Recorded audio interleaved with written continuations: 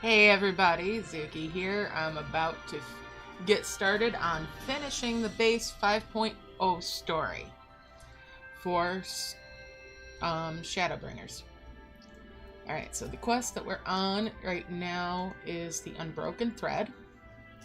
Let's get started. Lena says, "Did you find the answers you sought? If there's nothing more that you need, I will go and lock the door." What'll I say? I need some directions, or I have questions about the Tempest. Let's have questions about Tempest. The Tempest?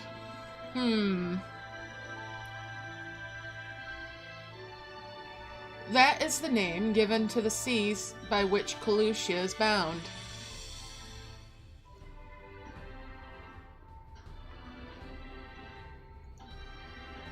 If you make a request to the Tamers, they will provide you with an Amaro to fly you over the waters, but...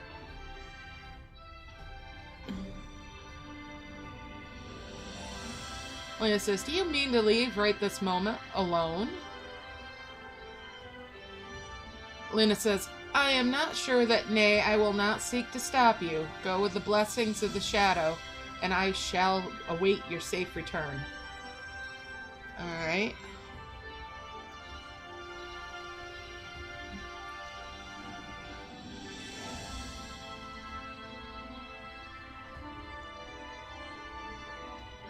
Let's see here. Why is the chat not working right? There we go.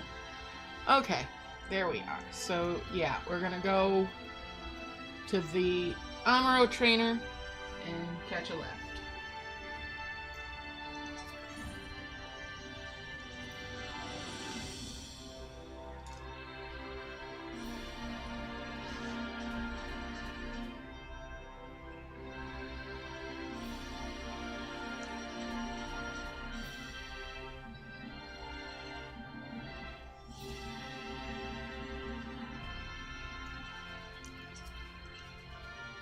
Alright, the aspiring Amaro tamer says, "You require an Amaro? Just a moment and I shall saddle our swiftest beast to fly you to the island."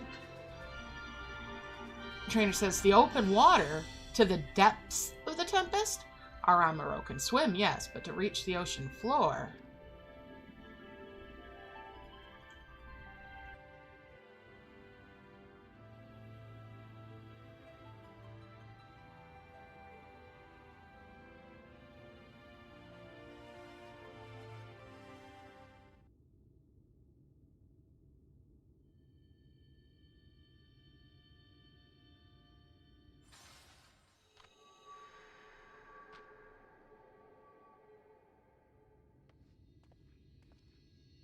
Ah, we have found thee.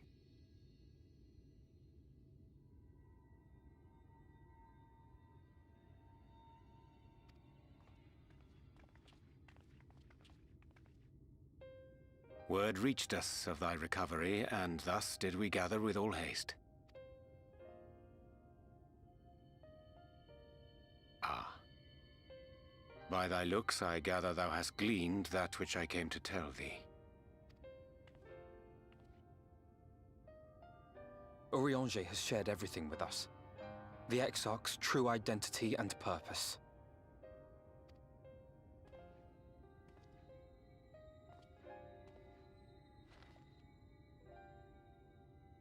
I offer no excuses. When I agreed to aid the Exarch with his plans, 'twas in full acceptance of the condemnation I would face when my duplicity was laid bare. Yet it is not rancor, but resolve that I sense in thee. Thou art fully intent upon walking thy path to its end, art thou not? If thou canst forgive my deception, or, failing that, set aside thy displeasure for a time, I do beg leave to follow thee. What strength and wisdom I possess are thine to command.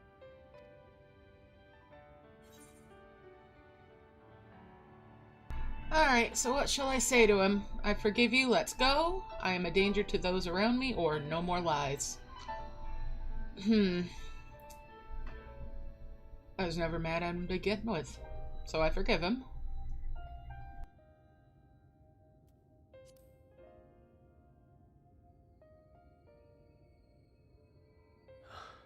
I thank thee. Doubt not but that I will do all in my power to repay thy kindness and fulfill the Exarch's wishes.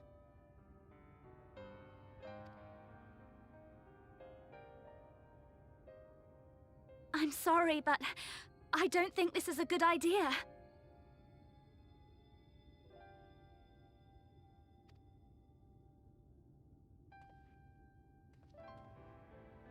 Leaving the Crystarium, I mean, with or without Urianger.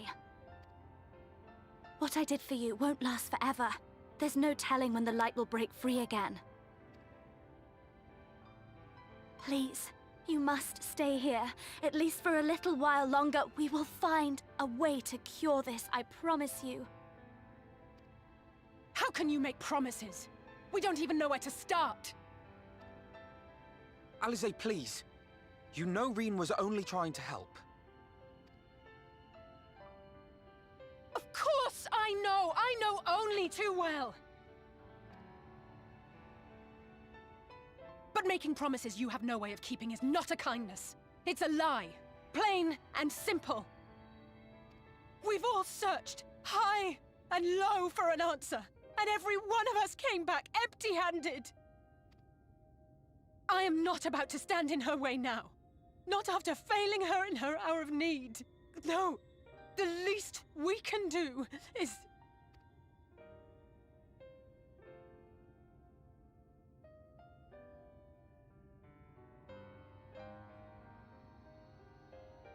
We will go with you as well.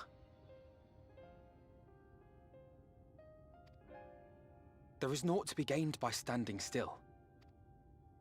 Indeed, we have exhausted every other avenue. Lead, and we shall follow. If there is any hope to be found, then we will surely find it at your side. Are we all in agreement then?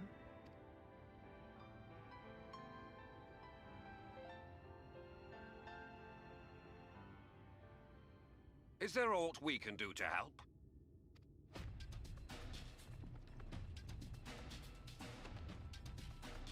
Though we may not know the whole story, we do know you're in for a fight.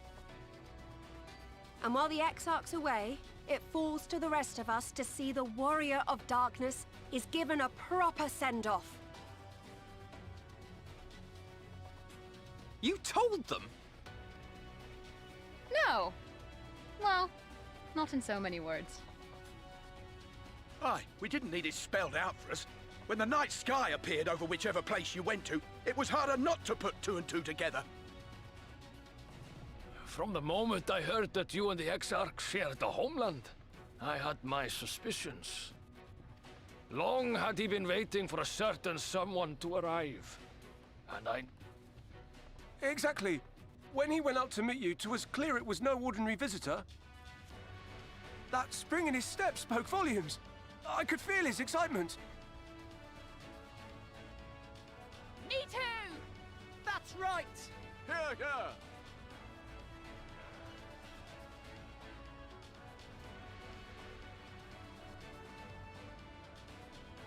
We do not fully understand where you or the Exarch hail from, or why you've all done so much to protect us. But we are deeply grateful nonetheless. So, if there is anything at all we might do to aid your journey, you need only name it.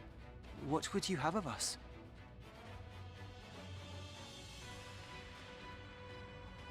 You might have invited them to join us, where there are not so many. But come, they are waiting. What is your will, O Warrior of Darkness?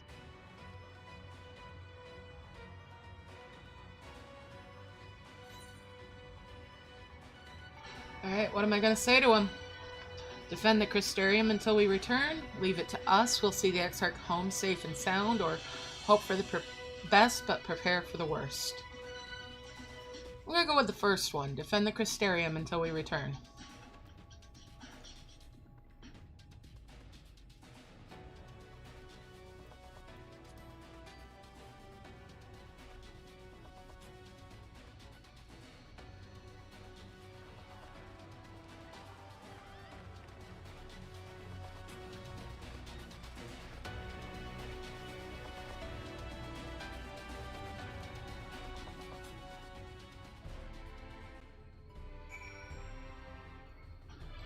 Alright then. Speak with Urianger. Where is he? He's here somewhere.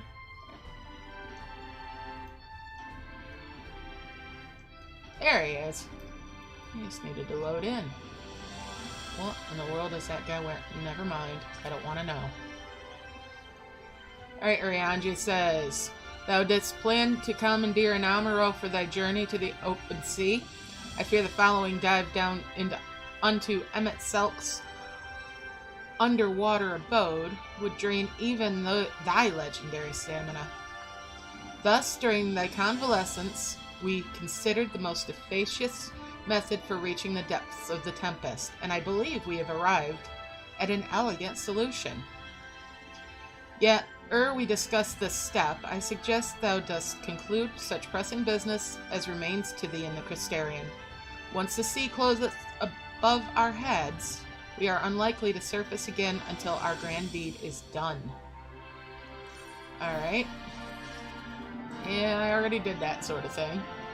So, no running around from me. Let's get on with it, Urianger.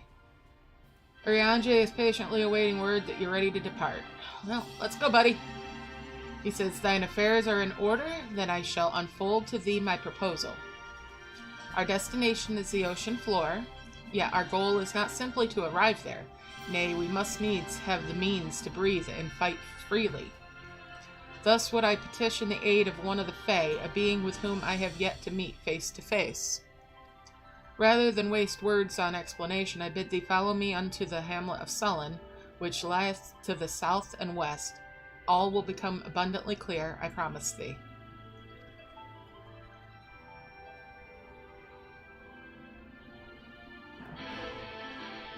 Alright.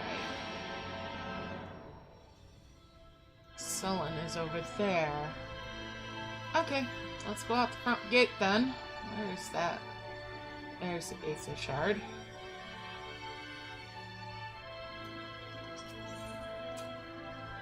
Tessellation in Lakeland. And away we go.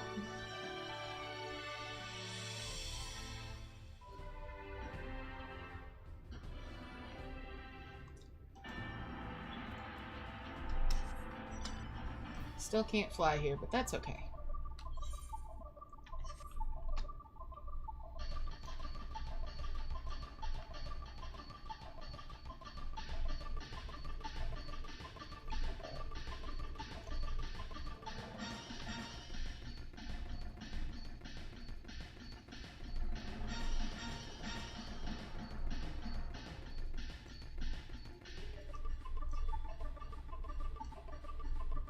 Or you can just drive there.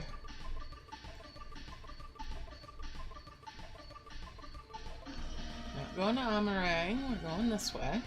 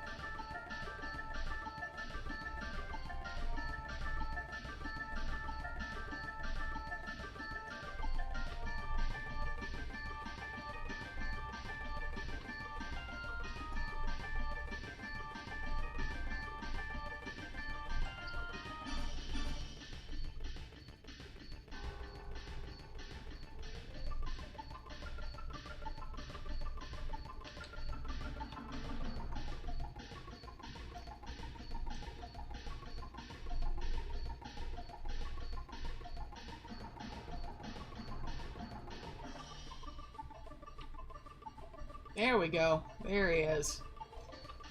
Alright, Urianger, what do you got to say?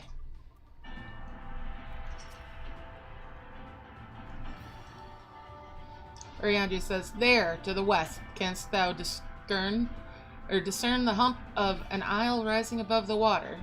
Yeah, I can see it. That foliage-covered mass hideth the key to our safe descent. Swim close and plunge thee beneath the surface. Thou shalt soon divine the reason for mine insistence. Though it is much to my shame, I can but flail and flounder where thou mayest glide as a fish. I shall board a boat to the island and spare one and all the spectacle of mine inept strokes.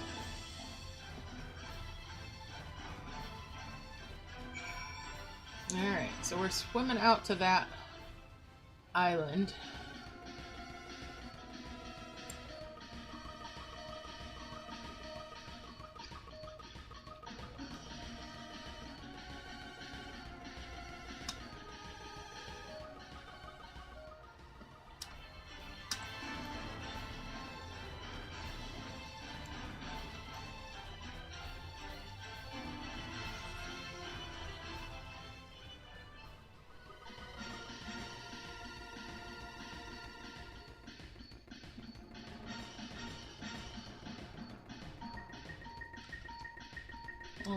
Well, you look at that.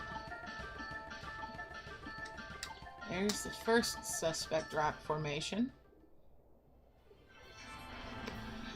Two curved slabs of rock seem squeezed together here, giving the impression of giant stone eyelids. Yeah. Okay. I'm gonna go around the side a little.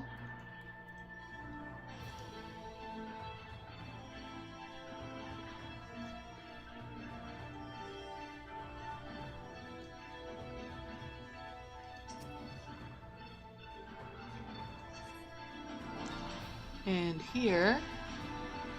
Hey, Janet, how's it going? Alright, though it appears solid enough, the rock yields slightly under your touch. Was the surface gently shifting, or was it just your imagination?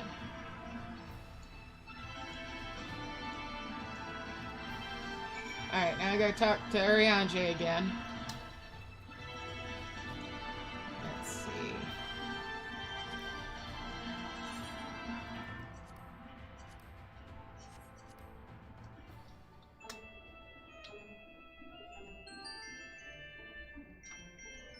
Let's surface.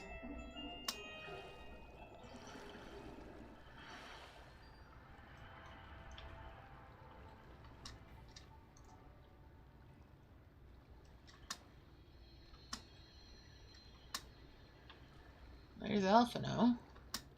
Hey, Alphino. What's Alphino got to say? Alphino says, ah, there you are. Once you've completed your underwater investigations, the path here leads to the top of the island. Alright. Let's go. There's Ystala. She says, if you've solved Ariange's little mystery, then you can find him further up the slope. 'Twas all rather obvious to my eyes, though I concede I had an unfair advantage. Not bad. What's Reen got to say? Reen says, even seeing it up close, I'm still not sure what's so special about this island. Uh-huh. Thancred? Thancred says, the locals call this the Isle of Ken, which I assume must refer to knowledge. Either that or someone was being awful zealous about marking his territory.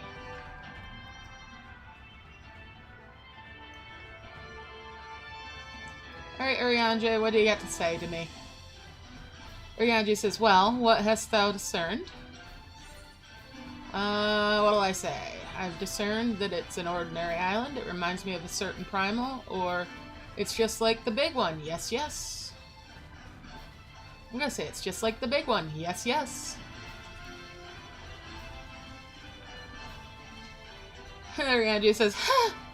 That impression is not inaccurate. According to the lore of the Pixies, we are, even now, perched upon the back of an ancient Fey entity. Its name is Bismarck. Aye, the self-same title which we know the great feathered whale revered by the Vanu Vanu of the Source. I would enlist its aid to bear us unto the deep, and hence banish the water with its airy sphere, alike in form to the domes which do shelter the hamlets beneath the ruby sea. Within its compass we may move unencumbered, and defend ourselves when the hour of battle cometh, as it most surely shall. Now I must needs ask for silence whilst I make my supplication.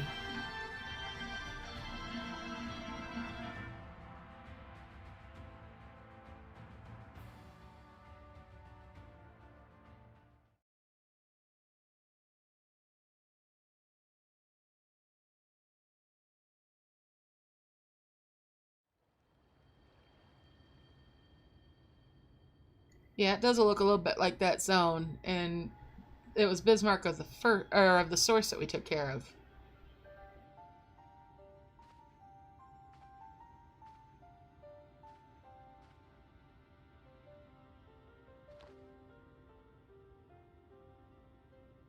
Wir Sach, Bilan Bismail. O great and serene Bismarck.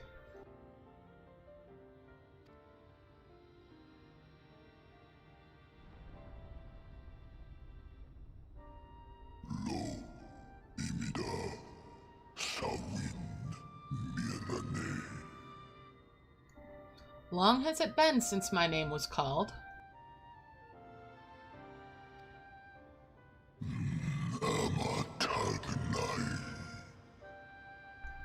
Why do you wake me, little neighbor? Fallen si lor wislan.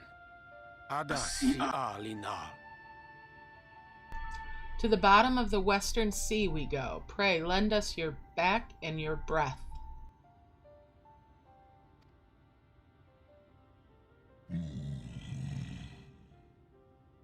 Van urs atslir, olfod thim, iri guath thi. This world is in twilight. I wait for the sun to set. I wish only to sleep.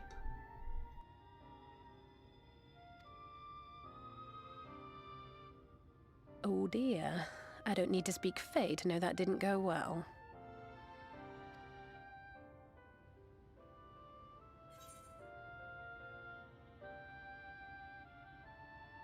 So what'll I say? I know what to do, or we need Feo all? We need Feo all.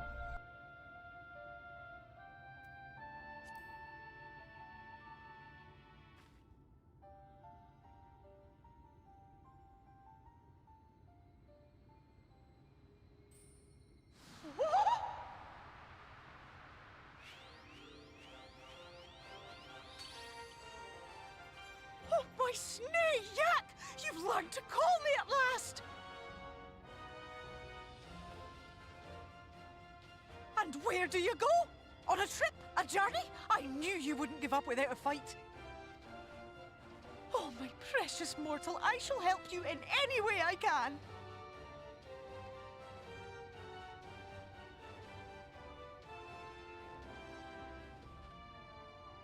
Gers Bismail win picked. Van dromi drom yakum. Sleepy Bismarck, you old pixie.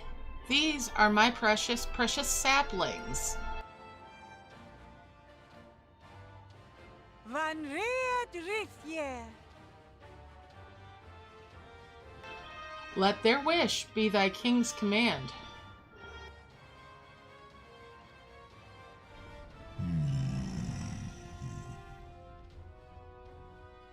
Ahai una, sahawin wisk.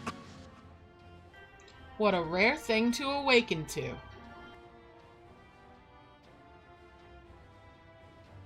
Isne rim, sor vierlo.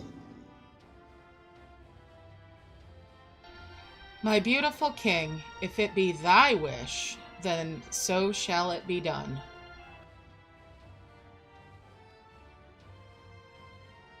Be sure to scrub this one's teeth for him upon your return. He's only got manners.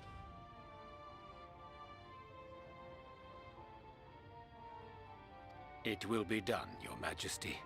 Our deepest thanks for your timely intervention.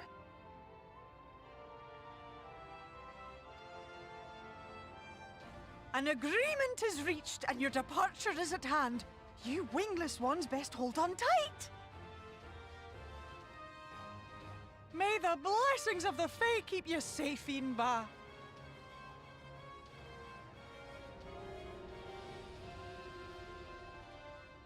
Lo fallo ruis. Van in narsitar. Dir sitagnai. To the western sea we go. Wrapped in my breath, I will see you to your destination, little neighbors.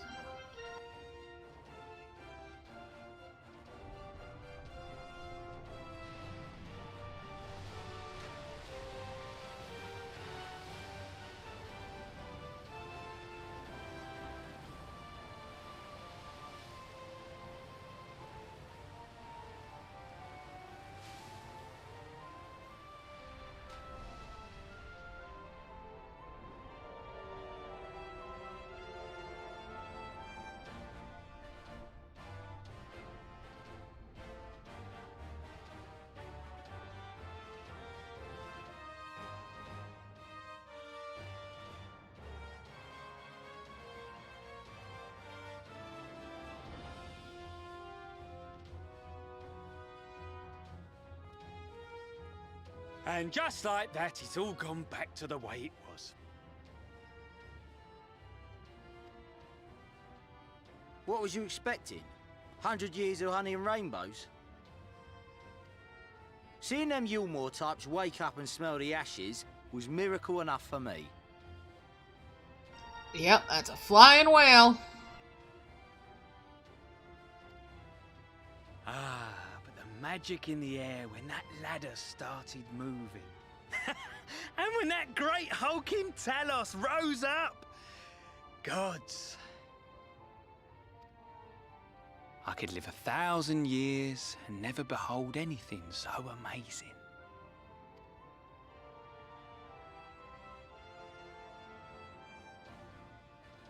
What the? Do you see that?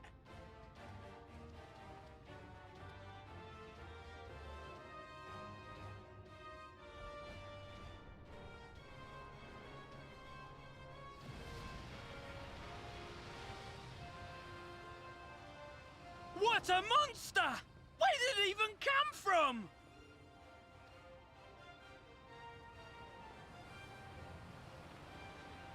Whoa there! It's not stopping. Oh boy. Run! Run!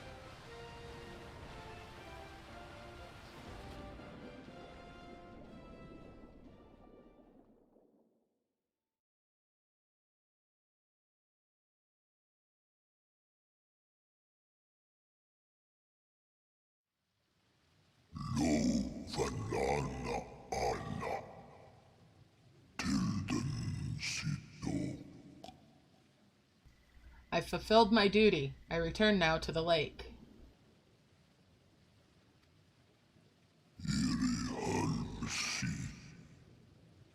Thunne. Aktma thonyasni. Tagnai. I have not flown in an age. It was pleasant.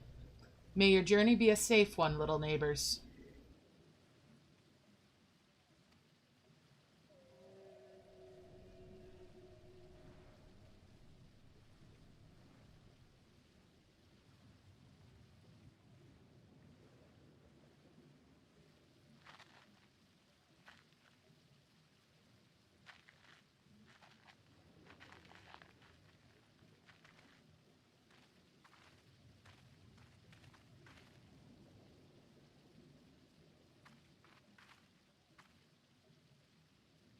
Wow.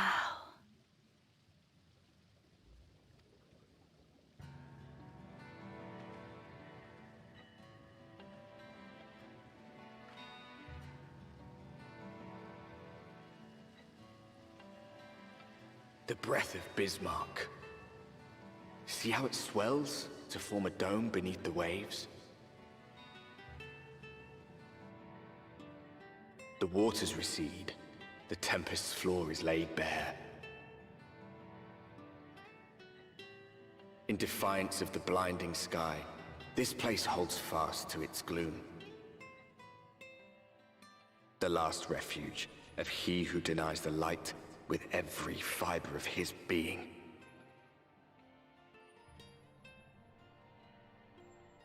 You stand at the precipice, hero. Journey unto the heart of darkness. Finish it.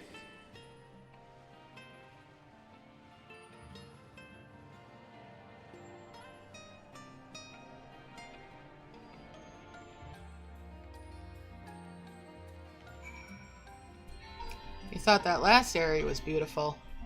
Wait till you see what there is to see here.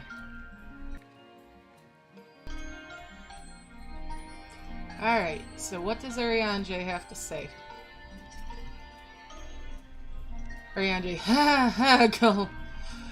Full glad am I that Bismarck was true to his word.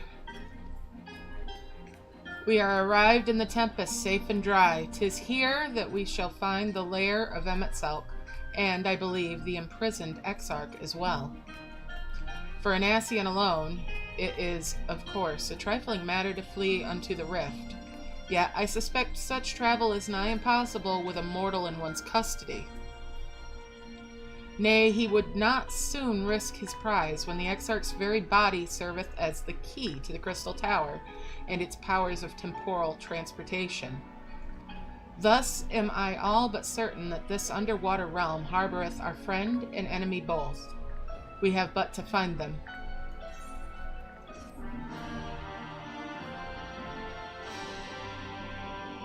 In the event that you leave the area, speak with the fella at Benmont Yards in Kalusha to return to the Tempest. Oh, we'll be fine. Alright.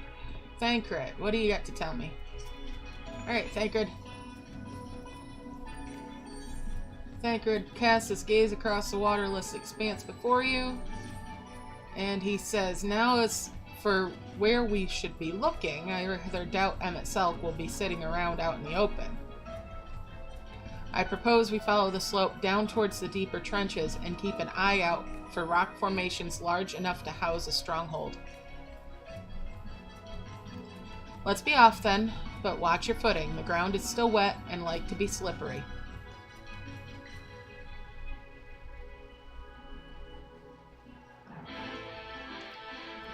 Alright, let's go. All sorts of underwater life around here.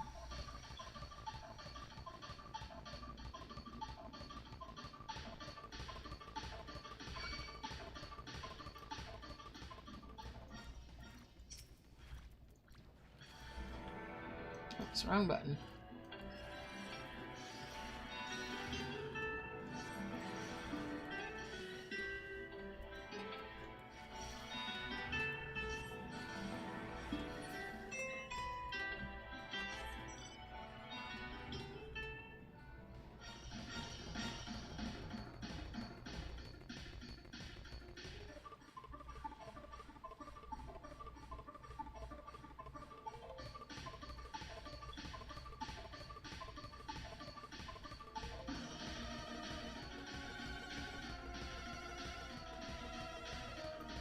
Well, that looks promising.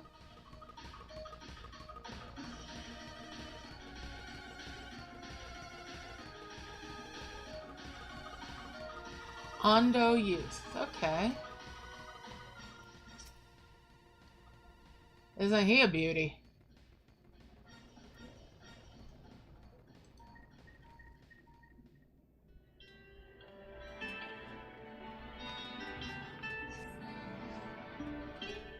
Alright. Gasp! Well, he's scared of us.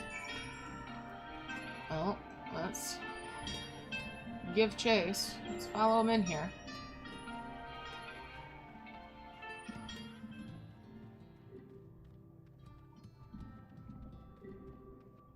Well, that's an aetherite, so we're gonna attune to that real quick.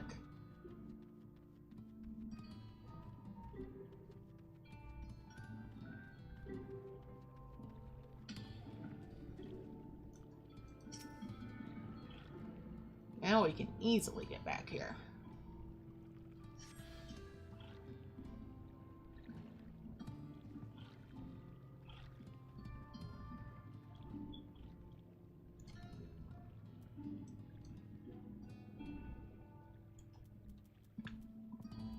Let's talk to the youth.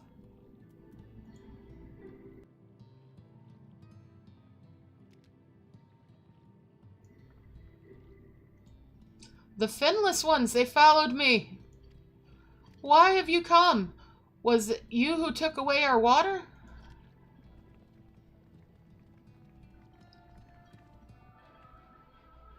Alphino says, ah, so this is where the Ondu make their home. I had wondered. Alphino continues, pray forgive us any inconvenience we have caused. We are not aware of your people lived here in the Tempest. We need this great dome of air that we might conduct a most urgent search, and thus beg you for your understanding. The Ondo youth says, Chieftain, what are we to do?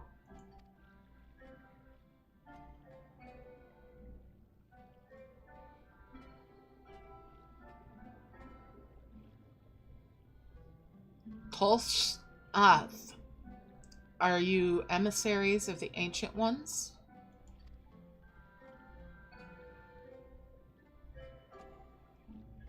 The mysteries have stirred. We have seen the illuminated land shining through the gloom of the abyss. If you are the emissaries, the chosen, I bid you welcome. If you are not, I bid you leave. Alphino says, I'm not sure I understand. Would you be willing to elaborate? Tos pauses for a moment. Alphino says, it would seem not. I suggest we withdraw for the moment.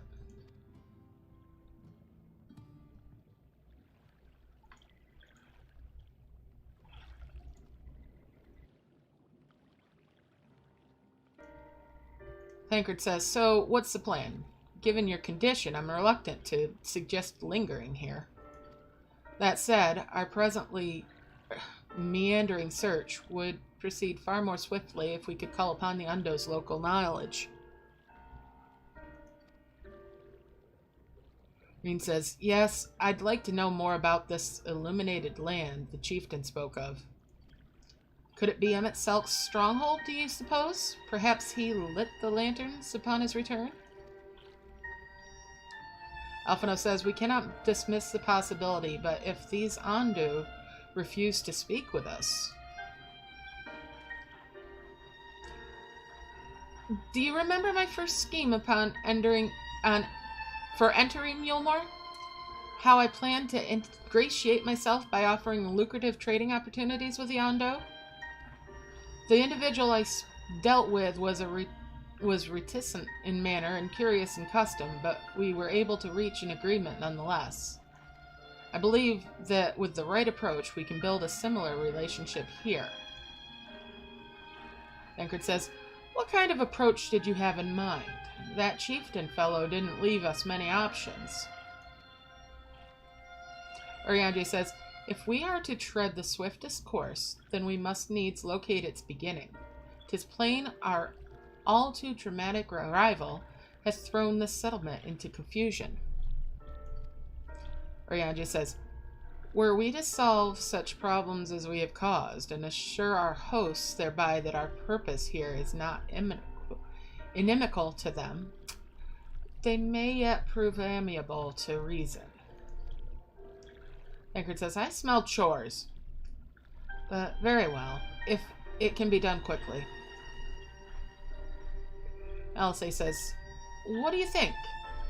I've nothing better to offer, but I do worry that I do worry what will happen if the Ondu tales end up leading us to a dead end.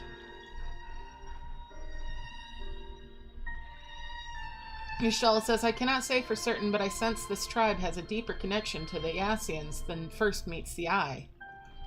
It warrants further investigation, thus I cast my vote in favor of aiding the settlement for the time being. So what'll I say? We will make allies of the Ondu? Let's do what we do best, or I'll do what I can, I suppose. Let's do what we do best.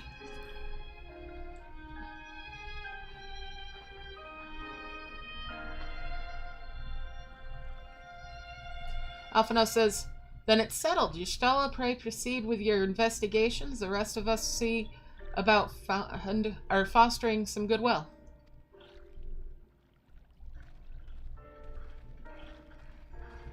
Phil, I'm not responding to that one. That might be spoilers. Redacted.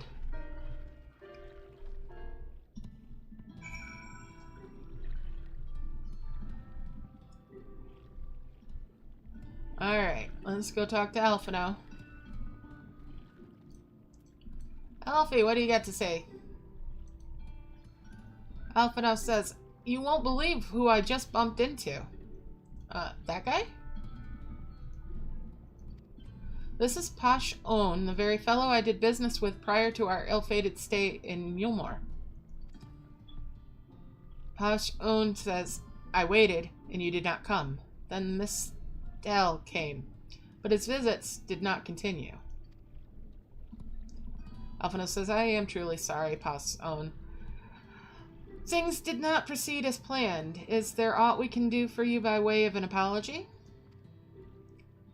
Posh-Own says, perhaps.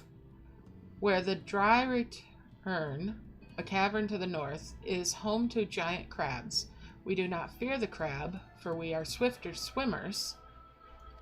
But now there's no water. We run, and they scuttle close behind, snipping and snapping with their claws. There are too many of them. Too many. Alphinaud says, I believe I can be of assistance there. Alphinaud says, and what of you? If you've not found a task, you are most welcome to join me. Indeed, I should appreciate the company, where the dry return has a rather ominous ring to it.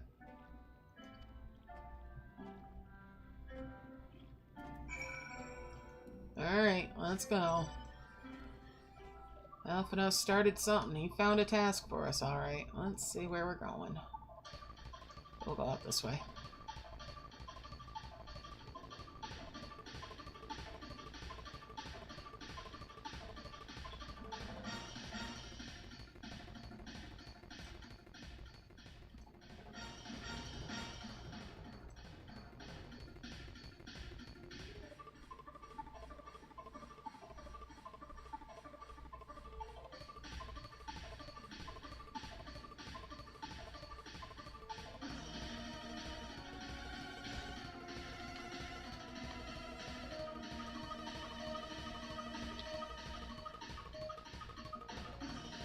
Looks like a cave to me.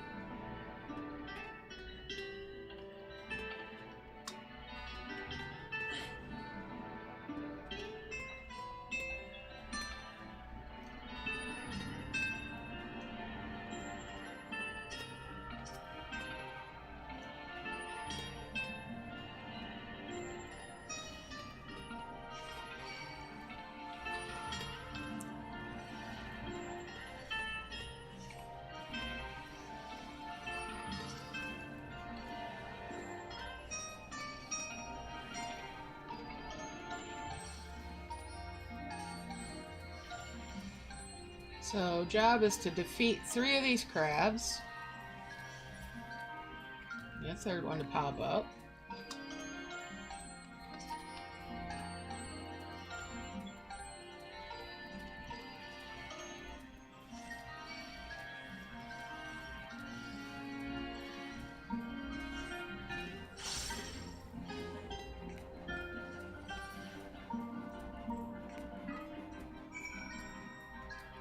Now we're gonna go speak to Fish Boy there.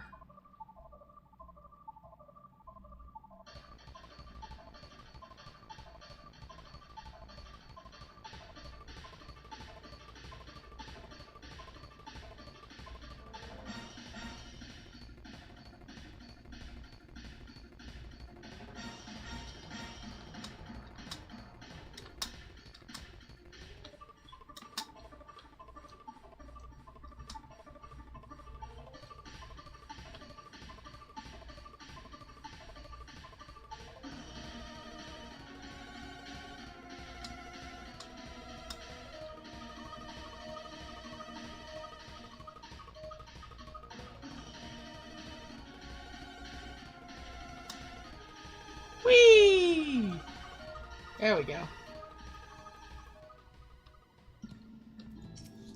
Alright. Pashon.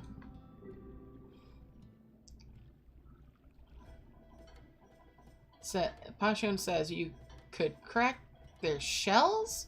You must be stronger than you look.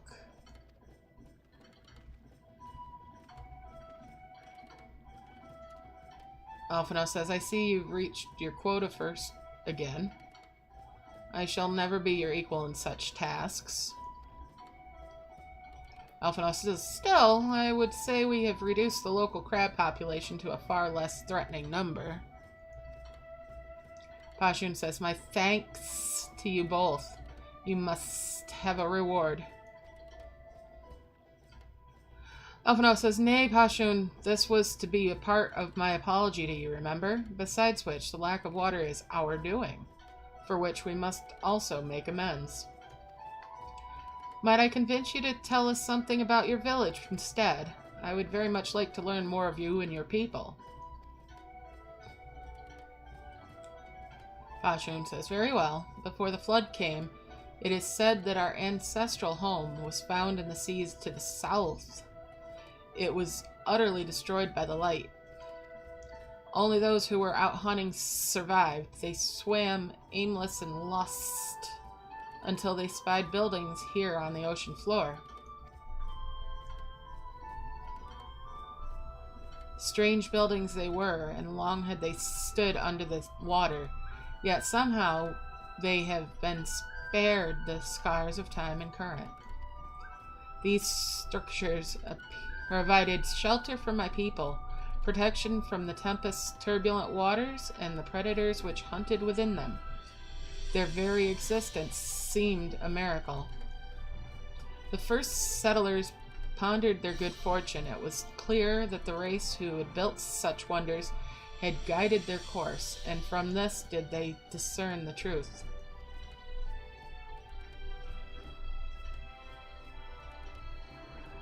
That the ancients had chosen us to survive as caretakers of their eternal sanctuary until such time as they returned.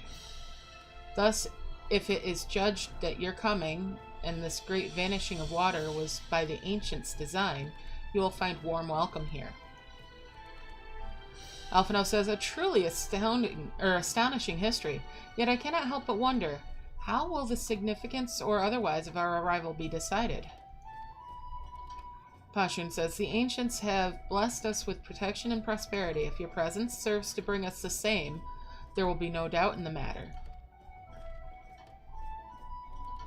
Alphino says, then it would seem our earlier decision was the correct one.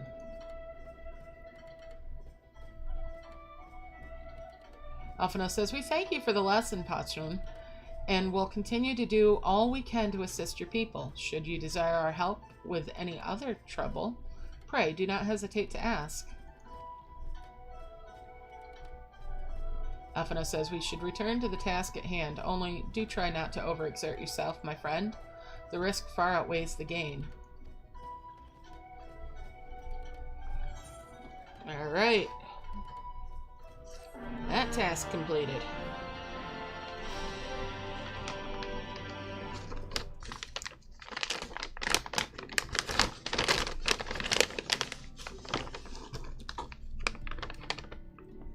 Don't mind me.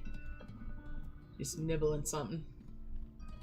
Alright, what's Y'shtola got to say? Ah, have you learned aught of note? Y'shtola asks.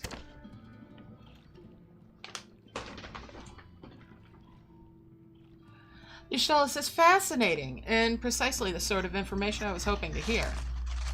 In fact, if you have a moment, I'd like to borrow your eyes to confirm a theory I've been working on. Come.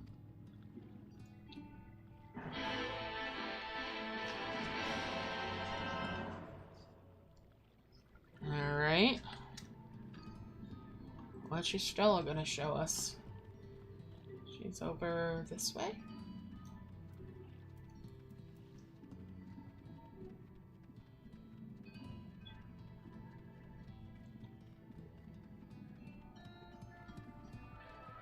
Outside, of course.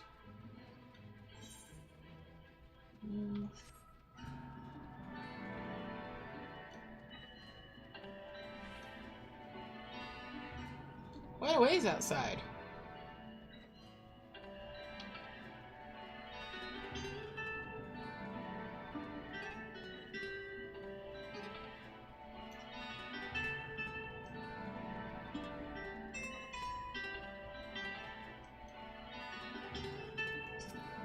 Alright, Ishtala.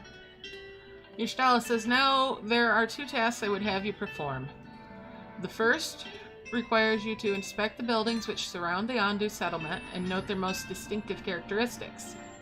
For the second, I wish you to use this knife to make scrapings from one of the remnant walls. Pray be as thorough as you can. I shall be waiting here for the results of your investigation. Okay. Just a second.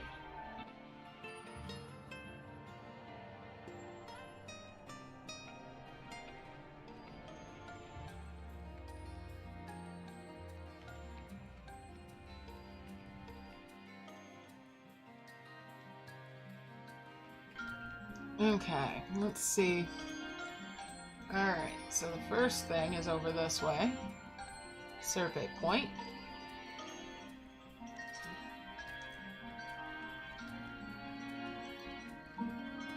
Inspect the structures of the Ondu cups for distinctive features. You may use the camera, blah blah blah.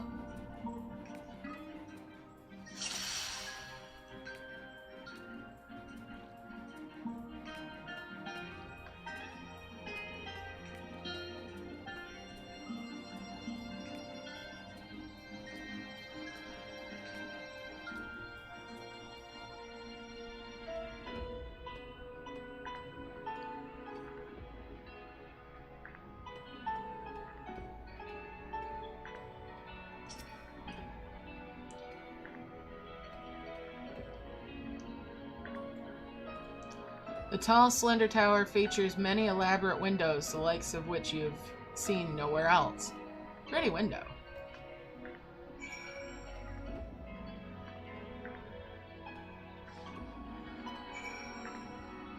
Alright, and the other...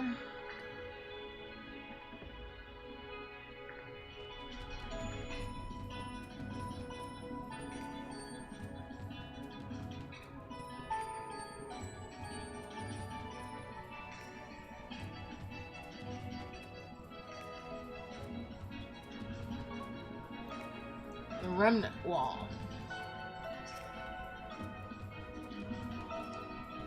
We'll use the knife to collect scrapings. Set the point of the knife against the wall, but even after applying considerable pressure, you cannot remove so much as a flake of stone. Okay. Let's go back to Y'Shtala.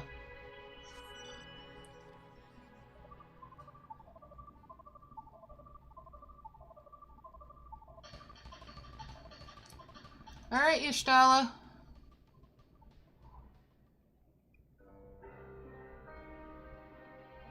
Y'Shtala says, and what have you discovered?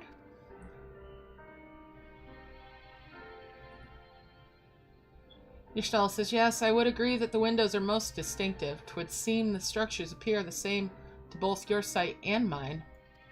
And you say you could not so much as scratch the wall, even with all your might behind the blade?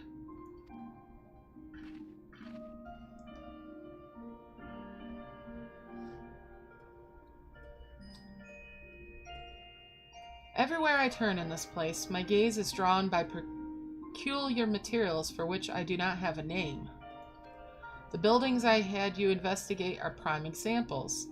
They may appear to be constructed of ordinary stone, but I assure you it is nothing of the sort. If pressed, I would describe the substance as a composite of several mineral properties blended to create a material of unparalleled durability.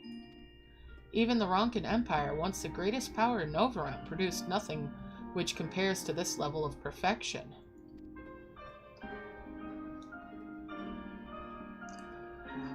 Y'Shtala says, but if not the Ronkans, then who? Who were these ancients the Ondu claim as the architects of their sanctuary? I suspect the answer lies with the reason emet-selch withdrew here to the Tempest.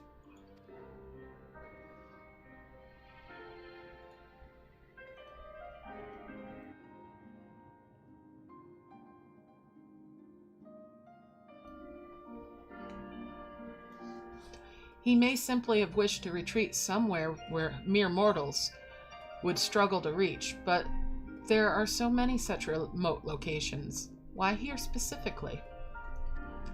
Emet-selch is devoted to his role, and thus we must assume his choice of stronghold somehow serves the Ascian agenda. Or mayhap 'tis a place more dear to him than any other. What am I gonna say? Are you saying this was built by ancient Ascians? Aliens. Could this place provide power to Emet-selch? I couldn't say either way. I'm gonna ask if it could be providing power to him.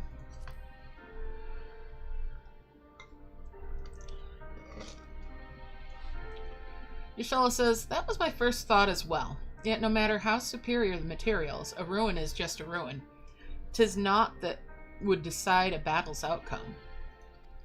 Which brings us to my second theory, that he has some other, more personal connection to this site. What if these structures are remnants of a time before history, of a star that was yet whole and unbroken? Such traces in the source would have been obliterated by the succession of umbral calamities, but here in the first, they might have remained untouched for millennia.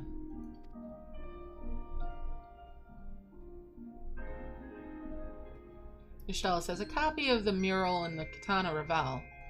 Almet presented it to me during my visit to Fanau after our victory in Kalusha.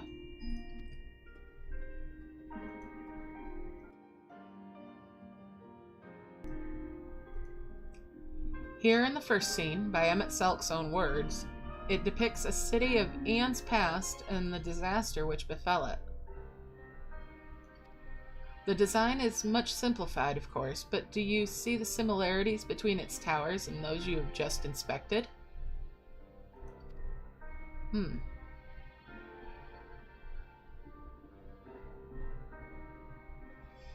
Y'shtola says, we are close to the truth, I feel. Let us search the surroundings for another tower, one that matches the picture far near enough to remove all doubt. From what I've seen, not more than sand and more sand lies to the east, and the south held no such structures. I suggest we try our luck further to the northwest.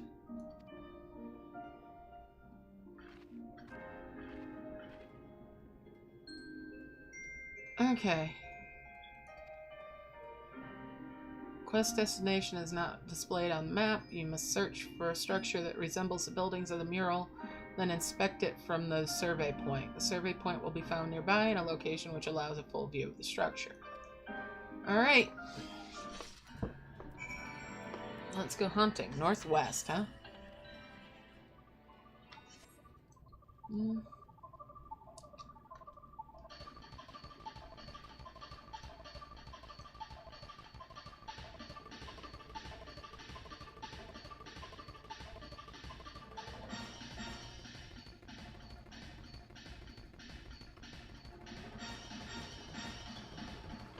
Oh, there's an aether current.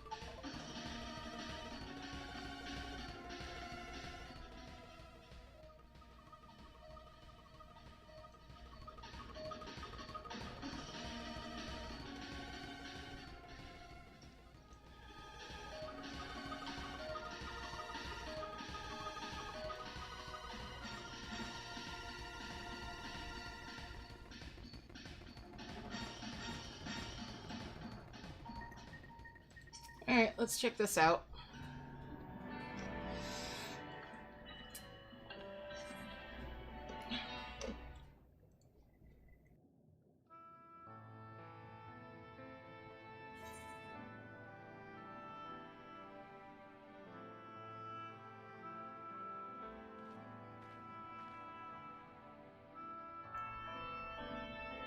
Ishtala says, "Aye, this is the mural writ large.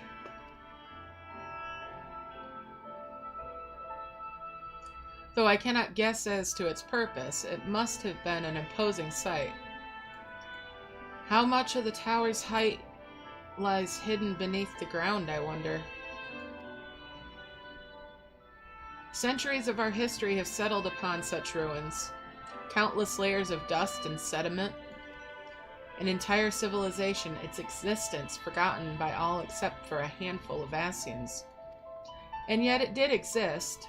They lived here in this city."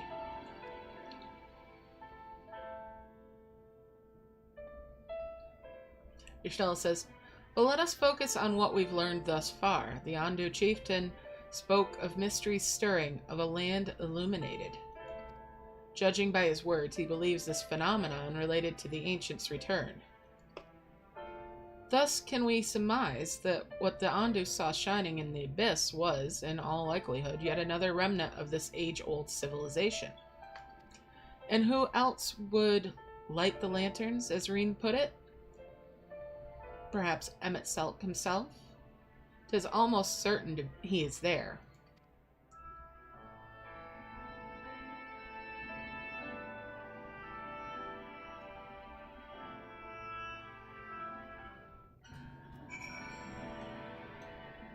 Alright, so what's Ishtala got to say now? Ishtala says, "But if we are to find this stronghold in a timely manner, it seems gaining the Ondu's trust remains our swiftest path forward.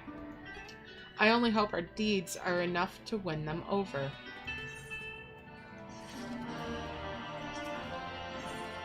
Ishtala seems eager to share your discoveries with the others. "Thank you for assisting me with my investigations. I shall seek out our companions and share what we've learned. Much as I would like to tell you to sit down and leave the rest to us, your condition demands that we make all reasonable haste. If you are not too weary, it may be useful to speak with Pash-Un again and ask if there is aught else he's willing to divulge." Alright, let's head back to town. Around and through.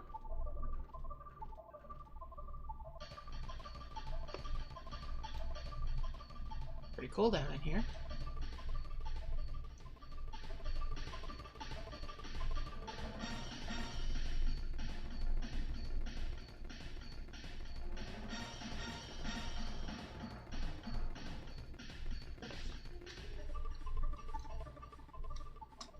Huh.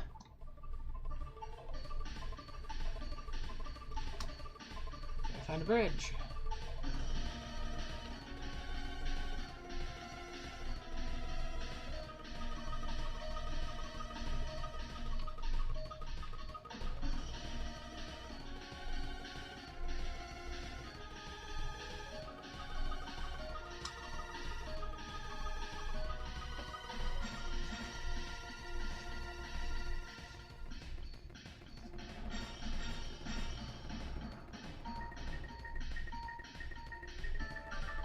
Alright, let's go in.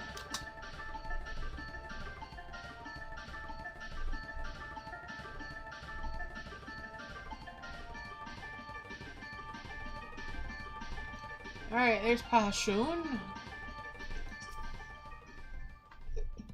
Pash-Un says, Elfino's friend. You and your companions have done much to repair the damage caused by the waters parted. Anything else you can do? Have you been to the Walls of the Forgotten? I think I just came from there.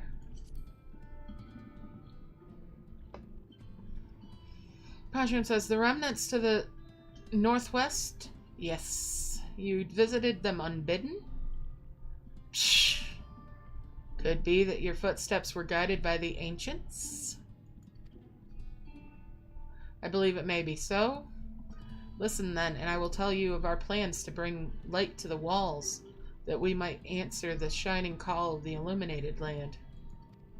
We have requested a finless craftsman to shape for us a sacred lamp. He is odd for a land dweller, choosing as he does to live in the ocean, but his skill is beyond question. It is concerning, however, that we have heard nothing of his progress. If you were to visit this artisan and return with our long-awaited light, then any doubt as to your purpose would be laid to rest. His name is Grenold. You will find his workshop in a metal structure to the south. Alright. Figures.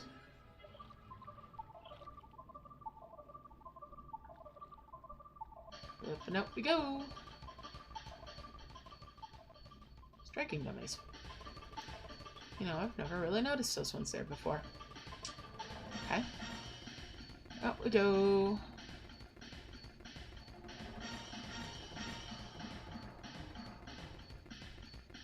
That looks like a metal and crystal structure.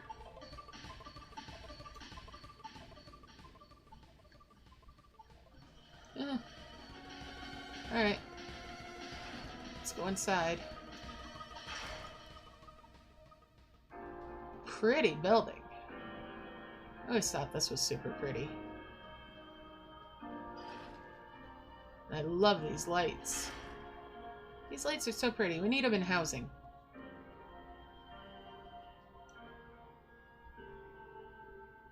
Looks like a little piece of the crystarium. Out in the middle of nowhere.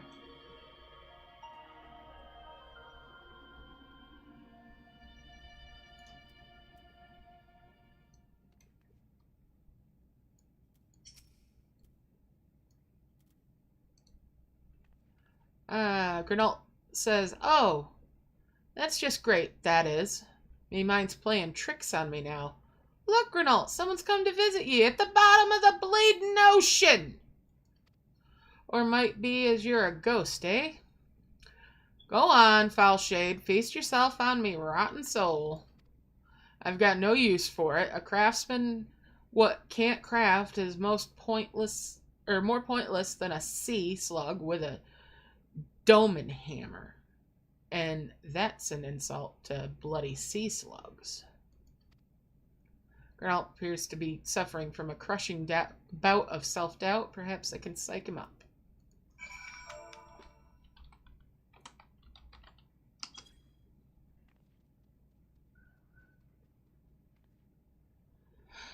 Grenold says, you wouldn't be trying to raise me spirits now, would you? Spirit? Not what you'd expect from a servant of the netherworld.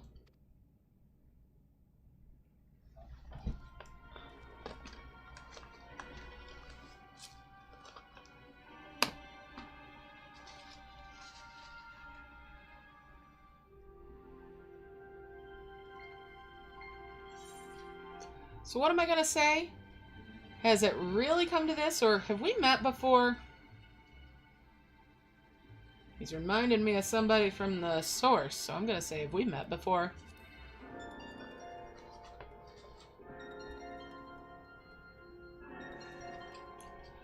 Grenold says, might be as we cross paths back in the Crystarium, but I don't reckon we've been formerly introduced.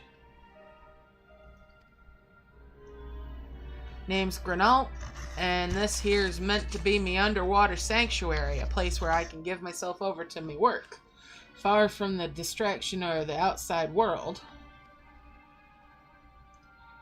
And yet, here you stand. Now, what's so damned important you've dived all the way down to the bottom of the bleeding tempest to bother me?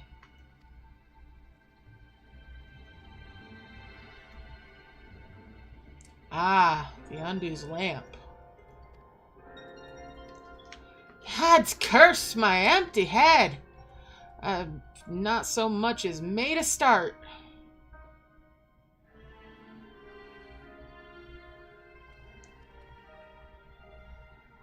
I'm worth less than a sea slug. Nay, the slime left by a sea slug. Me delivery date's long past due.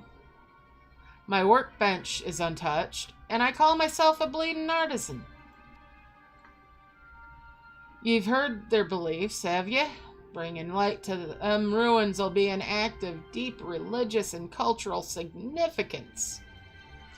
And it was my privilege as a craftsman to be tasked with providing a ritual instrument worthy of the occasion. But I just can't. Bloody well... Ah! Me mind's a bleeding blank. It's like I've pissed away my last drop of inspiration. Tell me you've got something to show me. Something as'll give me a muse to write good kick up the arse.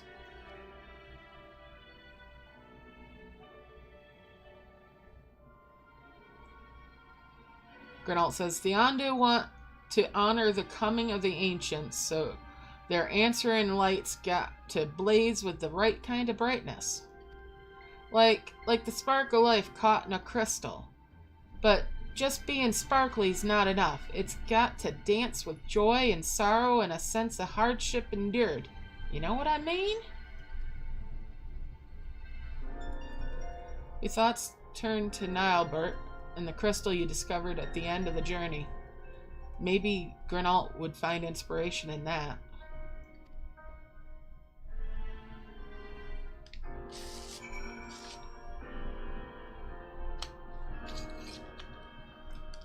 Alright, well, let's show it to him.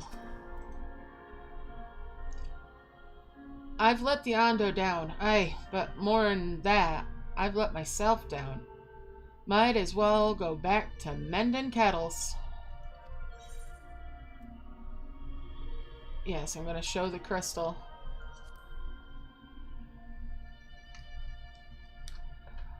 What's that you've got there? Such striking beauty. It shines with heartache and laughter and the transience of life, like the turmoil of history made manifest. Aye, I can see the brilliance of the crystal's legacy. Ah, you'd never capture such a gleam. Not if you labored 100 years. But bugger me if I don't mean to try. Where are me tools? Gods damn ye. I must set to work before this feeling fades. Alright.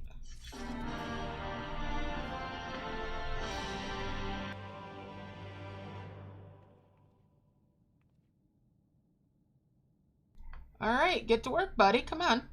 Chop, chop. Grenalt is brimming with newfound inspiration. Grenalt says, I can feel it. A vision forming in me mind. Sit up beside, lass, and let me itching hands get to work.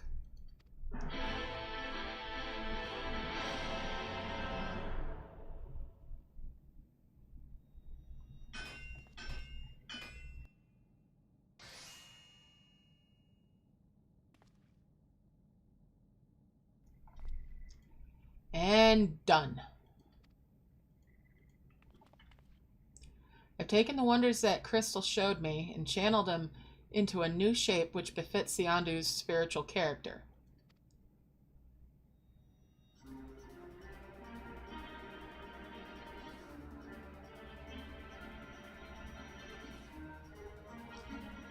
Grenalt says, not a bad job if I do say so myself.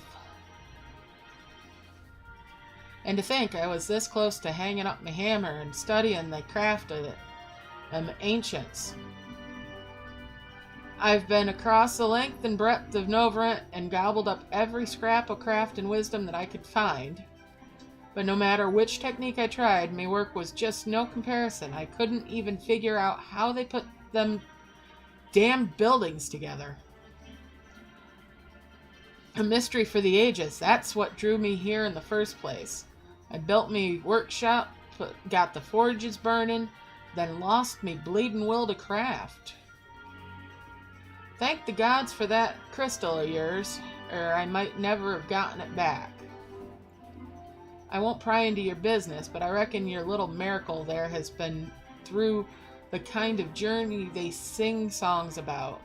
The echoes of the memory it holds just speak directly to your heart. I can still feel them coursing through me. The inspiration's not fading away. It's welling up stronger and stronger. Give me a chance and I reckon I'll weave the Crystal Saga into other things as well.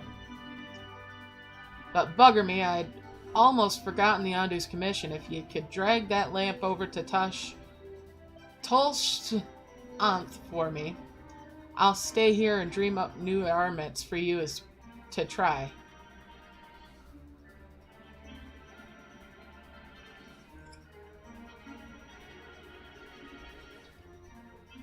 I have now access to Geralt's Forge. Equipment rewards will become available for collection based on the role quests I've completed. And that's why you have to do the job quest, or yeah, the role quest before you come here. So, Forge. Do I want any of that stuff? For glam, maybe? Where's the Forge? We'll just talk to him.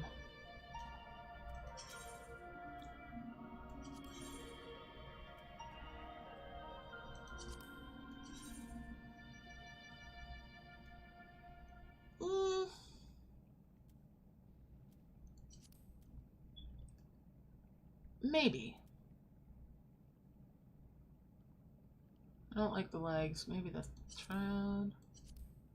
Don't like the boots either. I'll take the top for glam.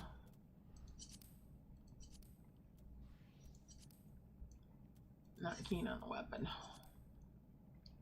Alright. Let's go back to town. I'm gonna be lazy as hell.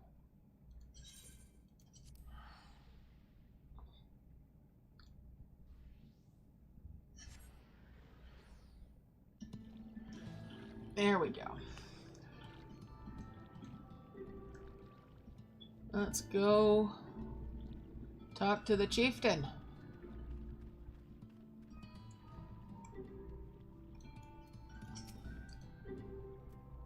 Toss Aunt says, "What is this that you have there?" Gernalt's lamp. The sacred lamp. Then the Finless One has kept his promise. My people tell me of many deeds you have performed in the name of aiding the Cups. And now you come to me, bearing the light we had almost surrendered hope of ever seeing. We can doubt your purity no longer. Your arrival was the will of the ancients. Yes, the time for fear has passed.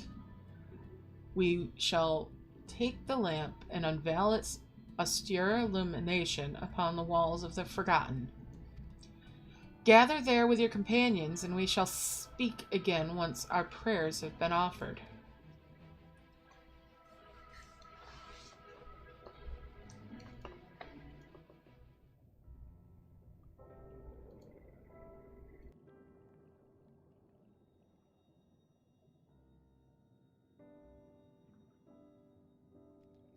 O stewards of the Ondo, we offer up our light in answer.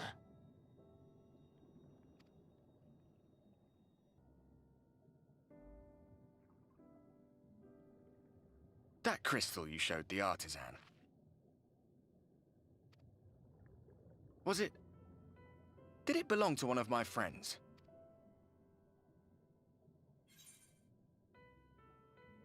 Oh, what to say, what to say. I thought you were always watching, or missed that part, did you? I'm gonna say, thought you were always, or no, missed that part, did you?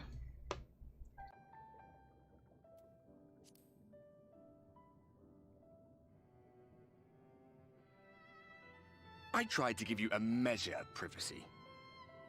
No one wants a spirit looking over their shoulder every moment of the day. So tell me, if you would, how did you come across that crystal?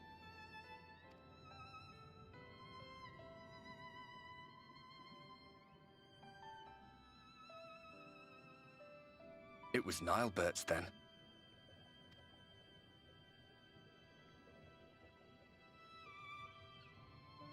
Strange that I should learn such things now, after they're long gone.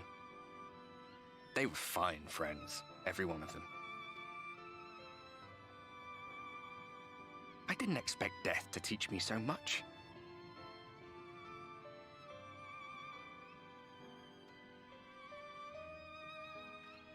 About them, about Seto, about you, about the hope that hides at the heart of this world.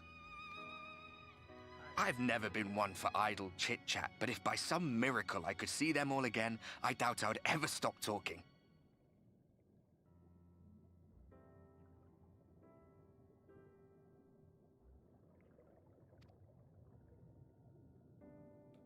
I'm grateful I got to bend your ear, at least. And just for that, I reckon I'll stick with you. To the very end.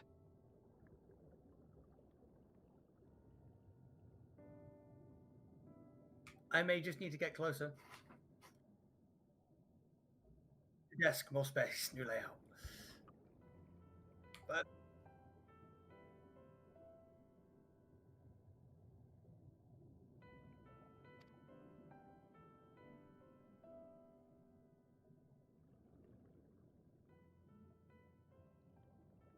Apologies, we were a little late to the gathering.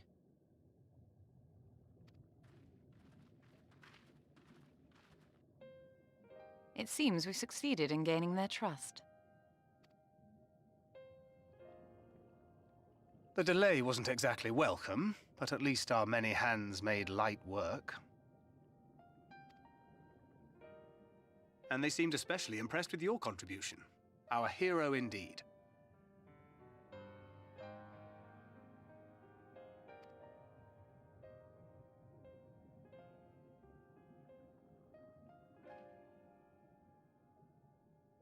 Y'shtola was telling us those structures may date back to the age of the Ascians.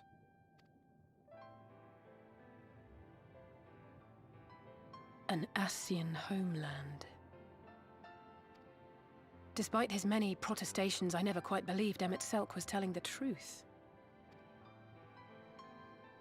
Nor I. But there is no denying the evidence before our eyes. Clearly this was once a great city. A home they would see restored, no matter how many tens of thousands of years it takes. It's a hollow dream when you think about it. Even if they manage to rejoin all the worlds, they'll never bring back the ones who were lost. But would I have done any different?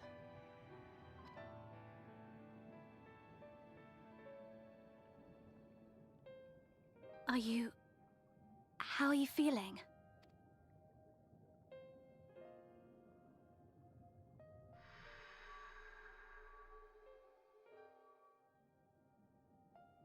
I'm feeling with my fingers.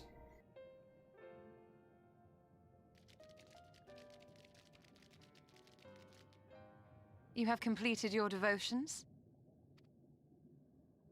Yes. To the honored ancients have we offered up our prayers and our gratitude. You too have our thanks. Might we trouble thee, then, to tell us more of the illuminated land of which thou didst lately speak?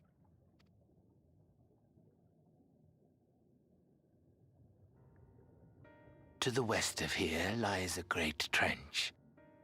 Some days ago, a light appeared in that endless darkness. Curious, we ventured closer and discovered in the depths an entire city.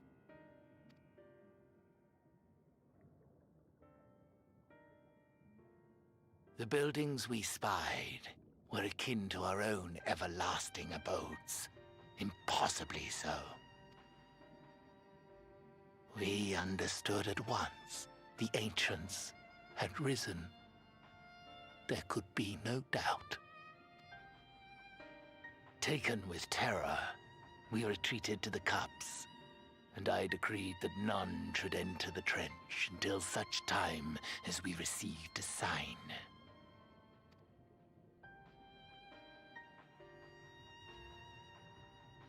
Might it still be possible to reach this city of the ancients? With no water to drown you, a finless one could now travel there. Yes. I am convinced you are the sign for which we have been waiting. My people will show you the way.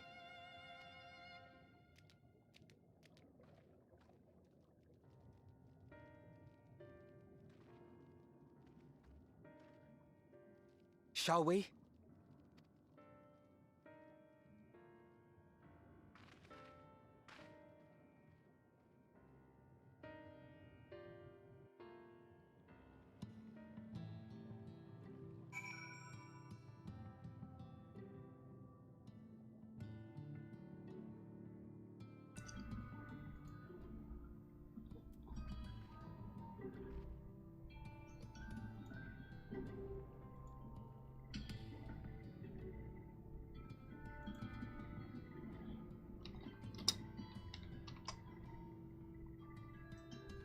All right. Let's go speak to this guide. Underguide says, the chieftain has bid me guide your steps to the illuminated land. Come, the way lieth downwards. Follow the path of coral and rock and join your comrades below.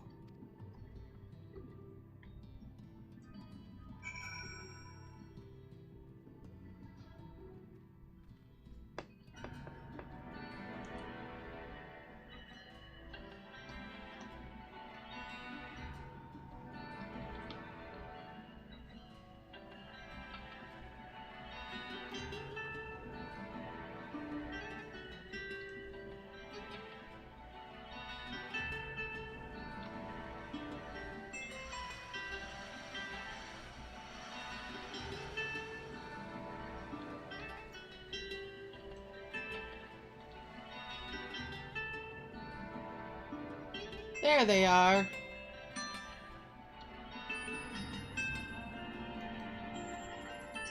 Let's talk to the guide again. All are gathered, yes? Then I shall describe the path you must take. Enter the cavern beyond and follow the wall down and down and down. Whoops. Well, I'll talk to him after I kill this thing.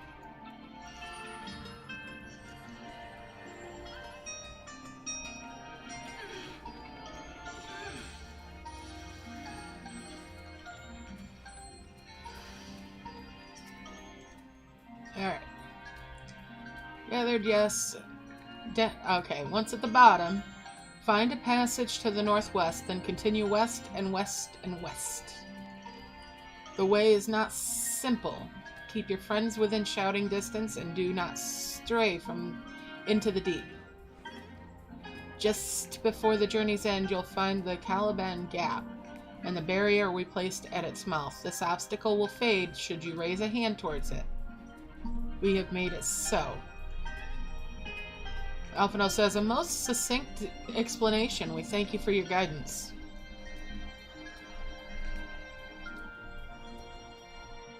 Alice says, right, deeper into the depths we go.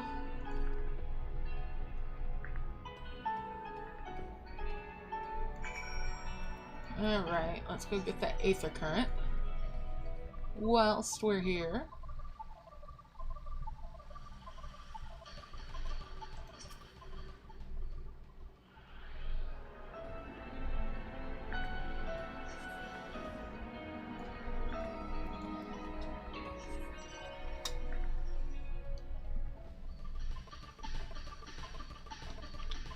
Here's Reen. What's Reen say? Reen says, the rocks and coral bunch up by the cavern wall like a staircase of sorts. But be careful, you wouldn't want to slip from up here. Okay. Yeah, it's a long way down. Ooh.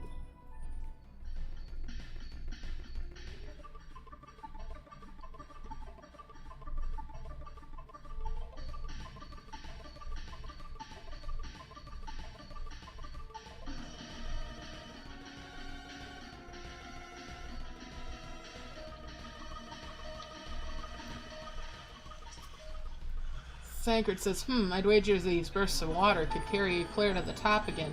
Not that I'm eager to try. Alright. Ryanje. Says, our guide bade us travel to the cavern floor and thence to the west. Yet 'twould seem these twisting tunnels defy such simple instruction. Rather than rely on direction alone, I would suggest we scout with care and relay the path ahead to those who come behind.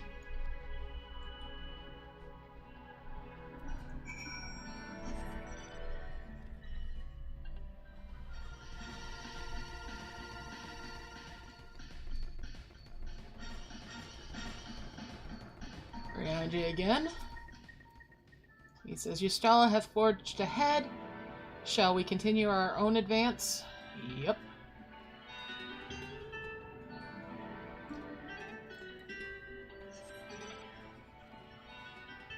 There's Ystala.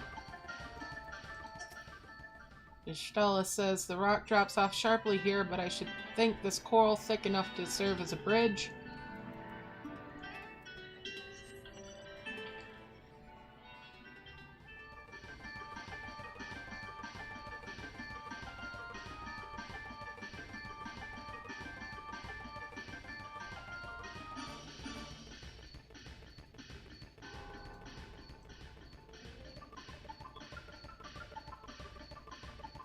Alphano says, you've had choice of true routes from here. You can either take the long way to the south along the rocks or skip along the coral branch as Alice has done. I, for one, shall be following my sister's example. Well,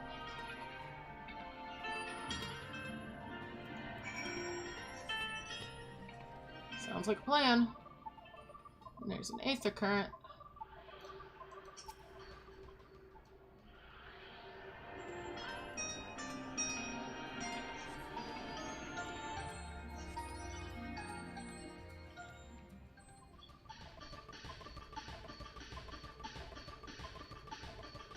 Alphano. Alphano says, phew, not to it. Elsa has already gone on ahead. We should catch up to her.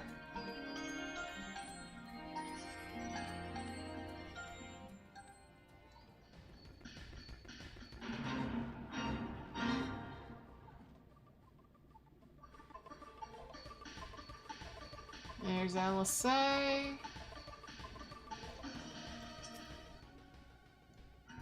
Alice says, there you are. Come on.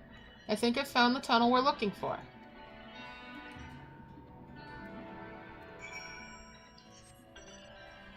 Alright. Ooh. There's another aether current. We do want that.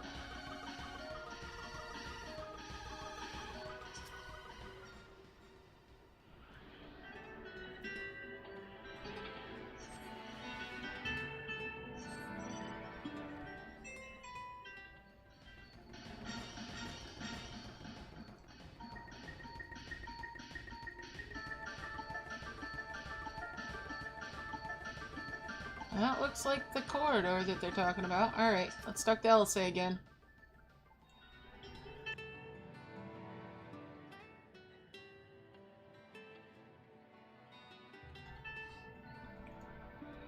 Alice says, here, this must be the barrier the Andu spoke of. Ystala says, well, that was rather more arduous than expected. I feel a certain rush of gratitude for the smooth roads our ancestors cut through the wilderness. Alphano says 'twas a treacherous path indeed. Now, I believe one of us needs but raise a hand to banish this next obstacle. Alphano says, I elect you to the honors list. Okay.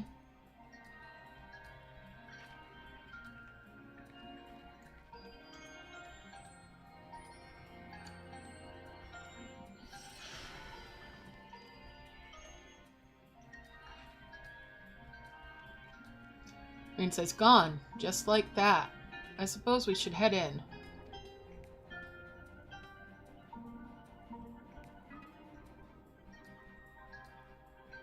Egbert says, like as not, this tunnel was just as perilous as the road we walked to get here.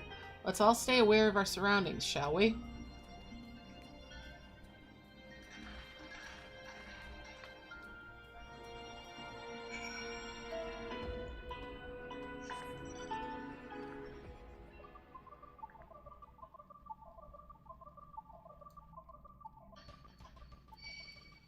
Looks like might have to fight our way through.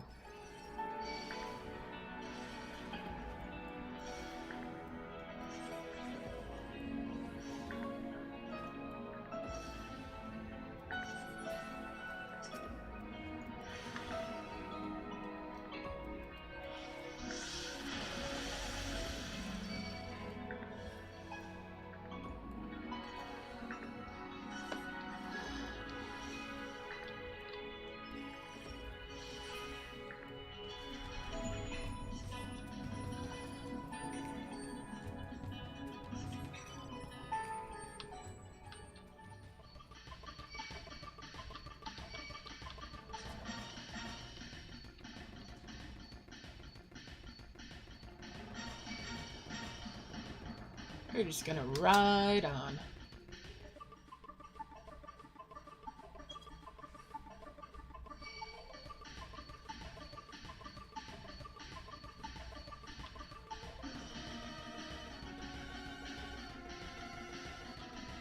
Get that aether current while we're here.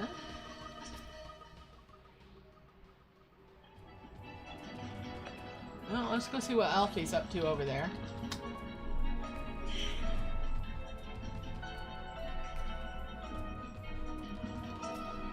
Alphino says, watch your footing here. I wouldn't envy the climb back up if you fell. Yeah, really.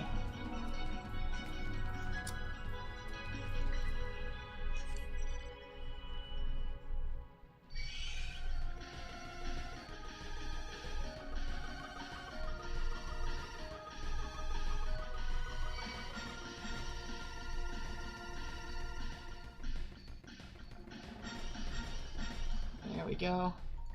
Coming up to Alice.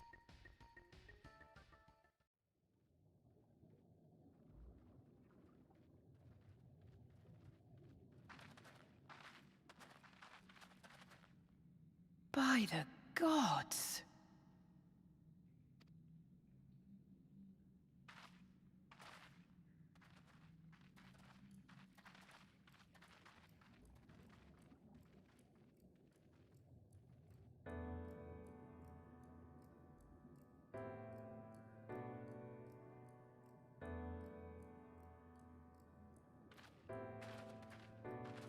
When the Ondo spoke of a city, I did not think they meant an actual city.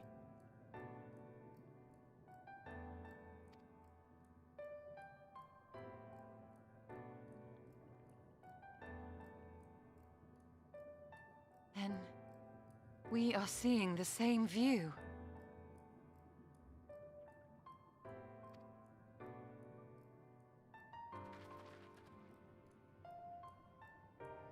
The remnants in the Ondo settlement were solid material structures.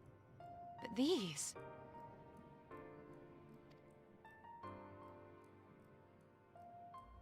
everything here pulses with ether. 'Tis an enchantment on a monumental scale.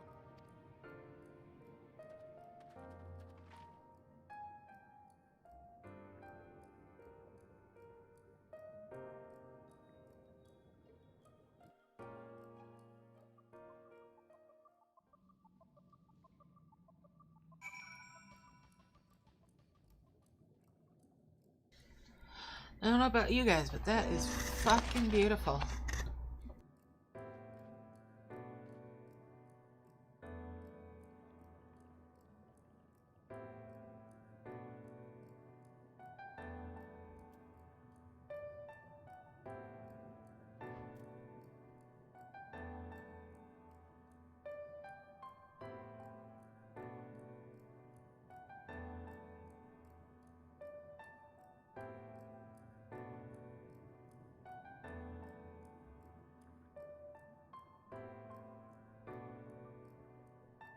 says, just drinking in that view for a minute here.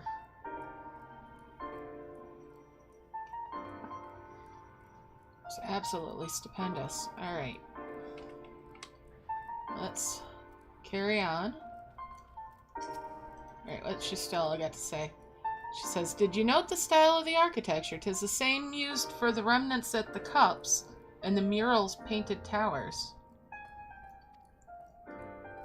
Look closely. Emet-selch has not simply reclaimed these ruins. He has layered the semblance of an entire city upon them. Gads, the magnitude of his artifice is staggering. Though it pains me to admit, we did not fully understand the feats of which an old-world Ascian is capable.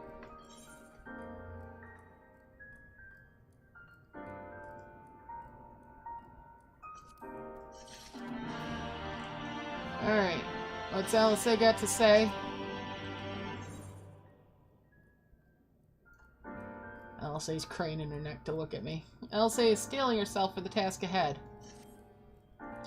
Alice says, it's intimidating, yes, but we have to start somewhere. Why don't we have a closer look at the tower to the southeast? We might be able to reach it from the edge of the trench.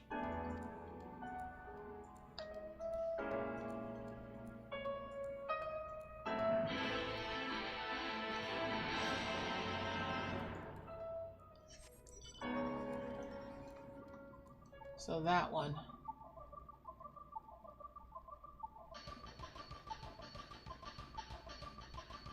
Yeah, it looks that way.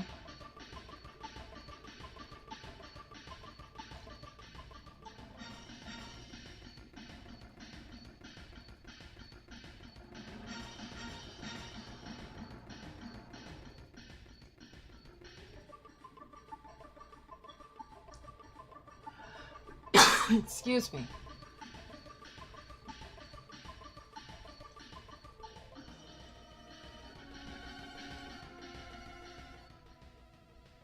Wow.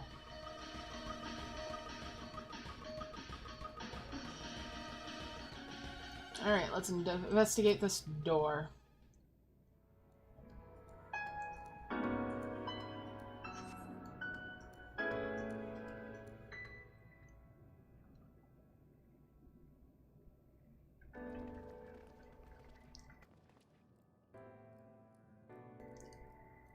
Alphino says, look at the size of those doors. Now I know how pixies must feel.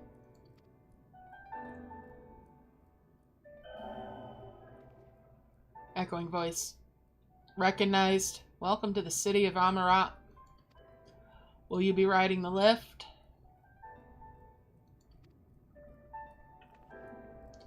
Alcé says, what? Did the building just welcome you?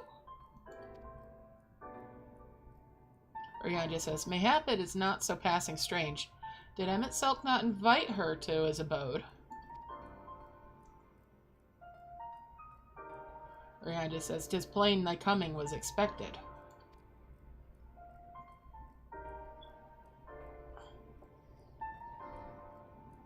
Nishdala says, and where will this lift be taking us? The echoing voice says, the lift services every level of Ancora Heights, but is presently configured to convey passengers directly to the ground floor. Nishdala says, well, there you have it. In the absence of some few hundred yalms of rope, we have little choice but to accept the offer. Alcé says, with emphasis on the we. I'm not about to let you walk into that place alone.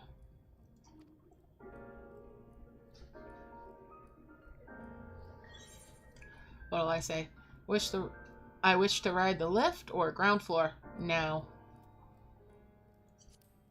Ground floor now. Echoing voice says, as you wish. The lift will arrive shortly.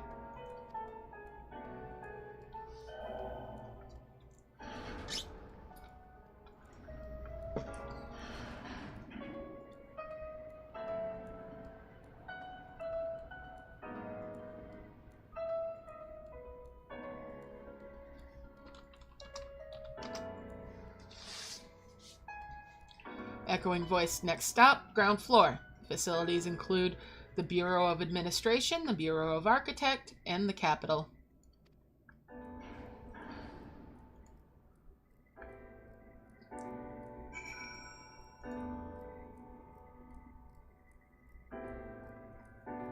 Alright, let's see here.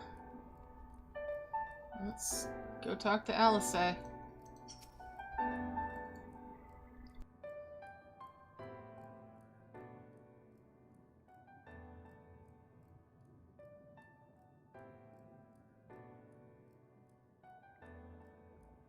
Alice says, "It's only at this distance that you start to realize just how big the buildings truly are.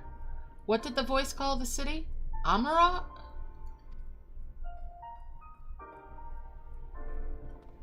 Tancred says, "Look, over there."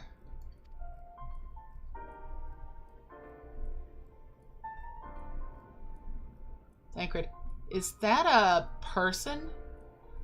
No, my mistake. That's a giant. It doesn't seem to have noticed us yet.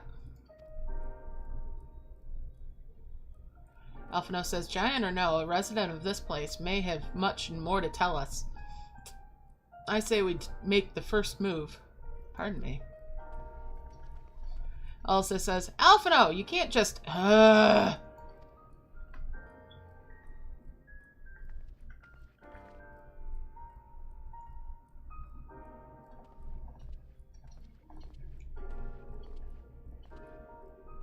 Alphino says, "Pray excuse my boldness, but may I ask you a few questions?"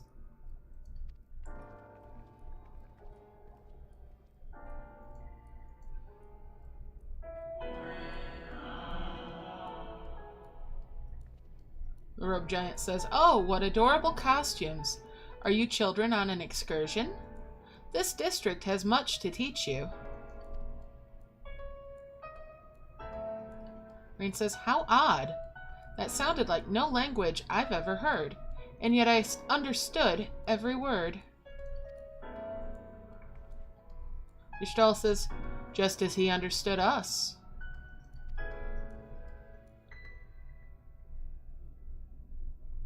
Alphino says, "Ahem. And which district is this exactly?" The robe giant says, "You must be lost, poor things."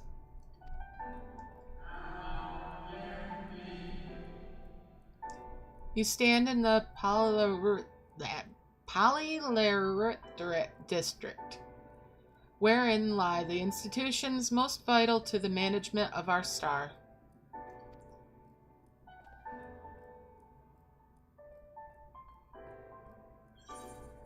What'll I ask? Can you tell us where to find emet-selch, or can you tell us who rules this city? I don't care who rules it. I want to know where emet-selch is. Actually, no, I do want to know who rules it. So can you tell me who rules it?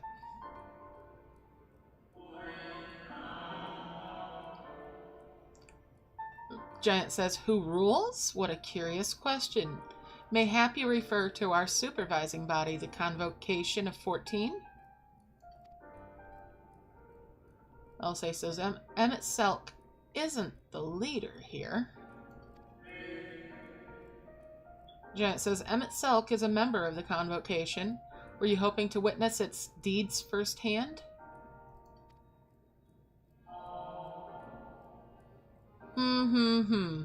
Hardly surprising, I suppose. The whole world holds its breath as the final days draw near, and our brightest minds race to implement their plans.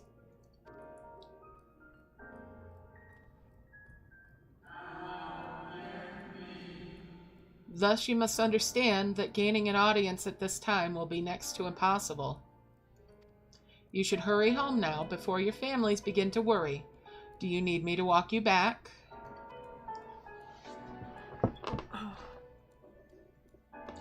Alphino says, "No thank you. We will be fine."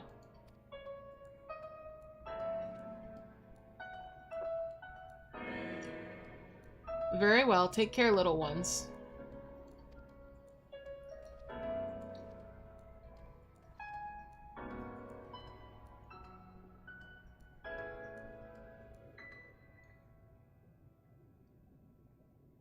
Alisei says, "What was that all about?"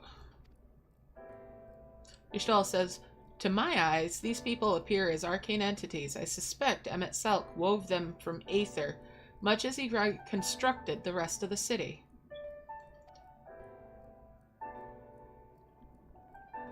Oriange says, "The final days."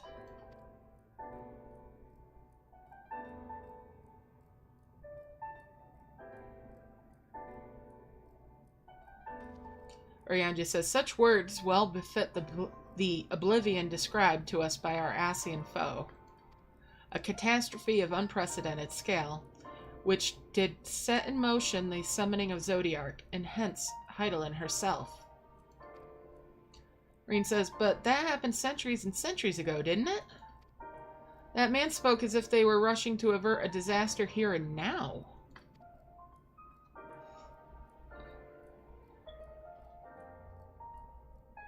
Alphino says, "Unless, for these people, the distant past is the here and now." Oriange says, "I believe thou hast the right of it, Master Alphino. This ethereal Amaro is its residence, this ethereal Amarat and its residents appear to be phantoms of a different age. Emet-selch hath resurrected a memory, a moment in time from before the Sar was sundered."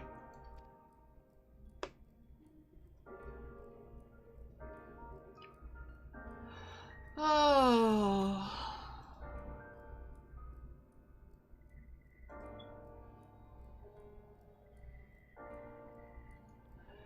Thancred says, "So we find ourselves in a long-destroyed city, inhabited by the long-departed. An unusual situation, to be sure, but at least we're able to parley with these ancients. In fact, they seem downright eager to chat. I say we use this to our advantage. Split up, strike up some conversations, and see what we can't learn of the location of our quarry. And while we're at it, it wouldn't hurt to wield out a few more details regarding this convocation of 14 and their impending disaster."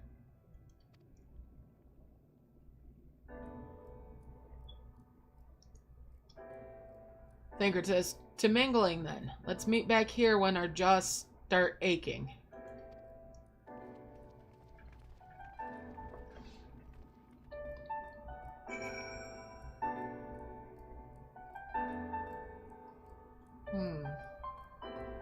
Alright, well.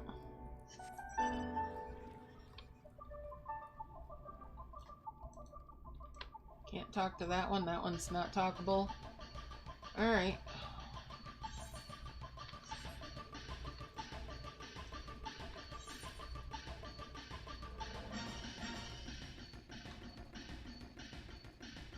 Let's go to the far one first.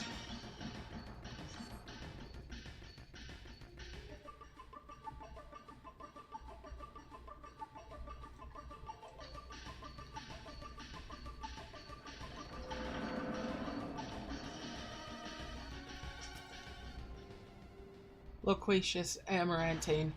"One can never be too young to take an interest in the rhetorical arts. Welcome, little one, welcome." Okay.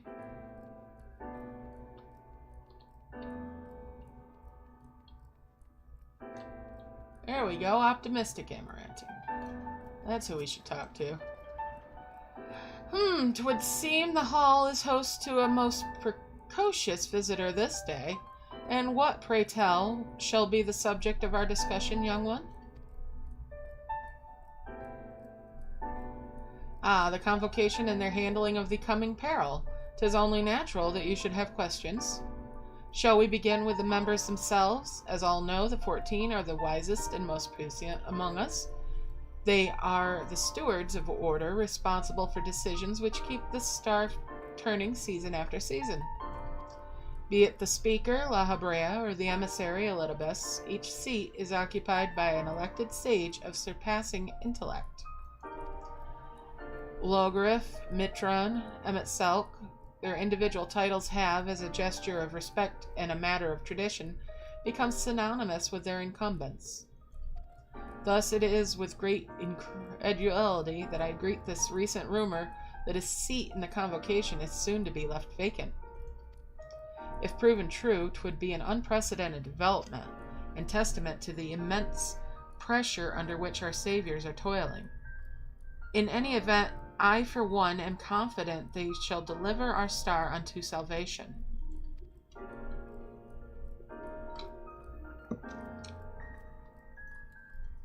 Interesting.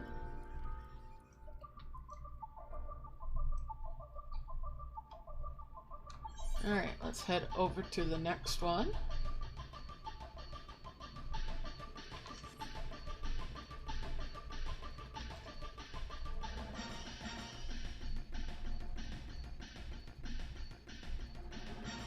To this anxious fella. Anxious Amarantine says, "Good gracious, child, where is your family? You should not be alone at a time like this. Run along home quickly now. Have you not heard? Though yet confined to the lands across the sea, a terrible phenomenon afflicts our star. They are calling it the final days.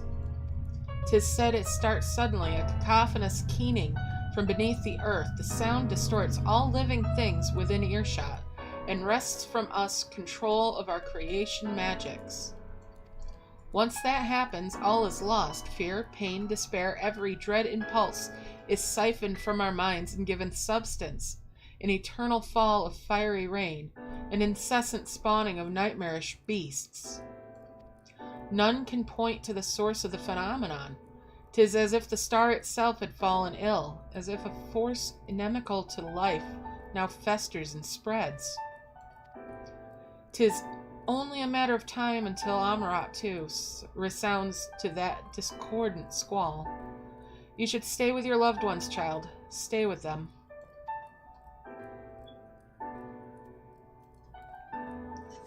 Well, that sounds foreboding.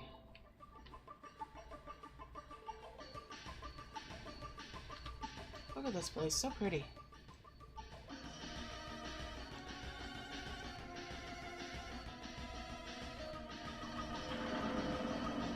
Alright, let's see. We'll talk to this guy. He's got a marker. Pragmatic Amarantine. An audience with emet-selch? I am afraid you have the wrong office, little one. And besides, he will be far too busy to field the questions of curious children.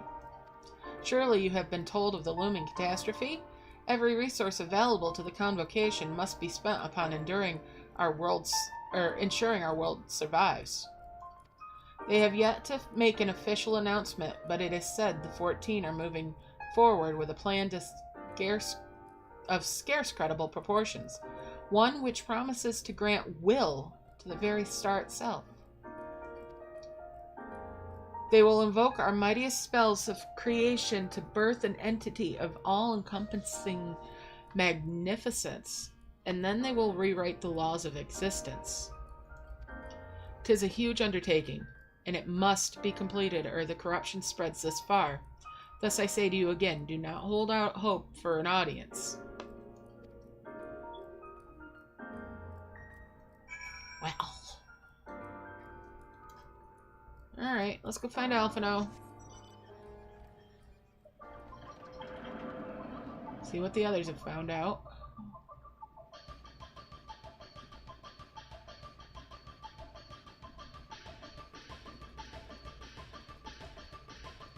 Back the way we came.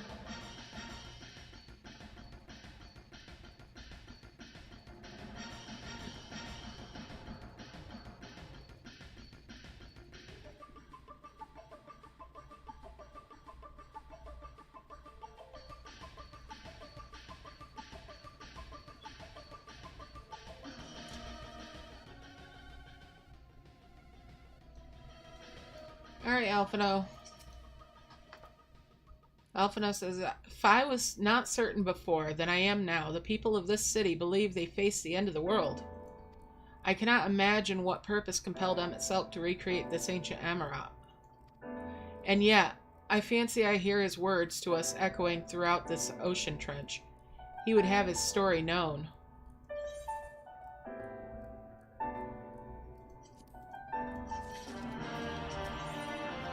Alright, Alphino is awaiting the return of your other companions. Alphino says we can compare notes once the others return. Hopefully then our next move will become clear.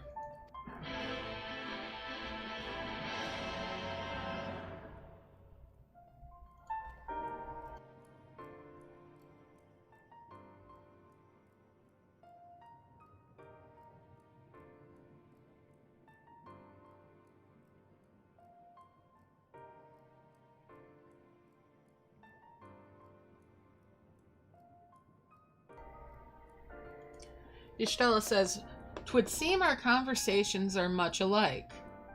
A looming disaster, creation magic running rampant, and this convocation's efforts to bring salvation out of chaos." Alphino says, "I suppose there was talk of little else in the time when these events came to pass."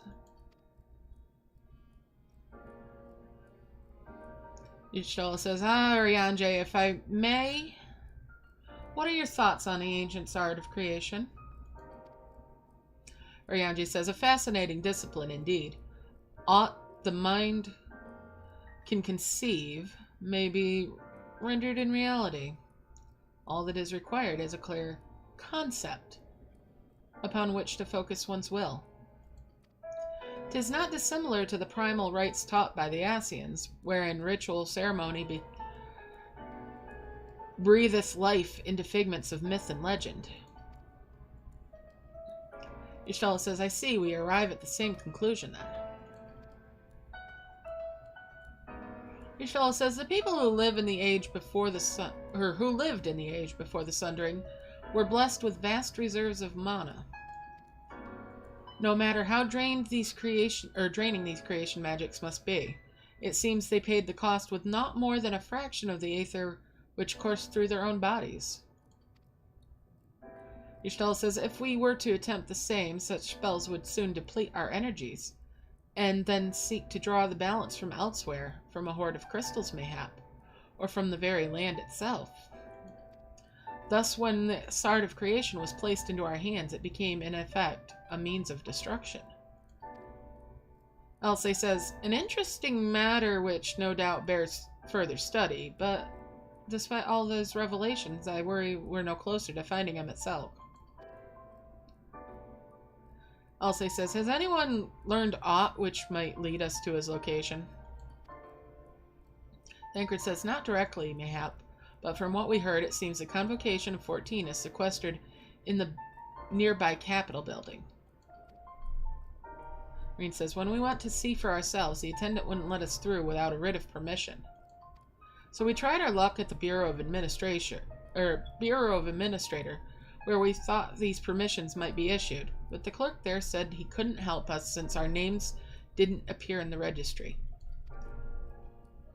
Thancred says, "And that was where we gave up. I wonder, though, could you be eligible for one of these writs? The voice in the lift seemed to know who you were. It might be that your name is registered at the bureaus as well. Worth a look, I say." Thancred says, "Meanwhile, I'll head back to the capital and search for a less official point of entry, just in case." Urianji says, "Pray allow me to accompany thee on thy reconnaissance. An arcane perspective may prove useful, or needful."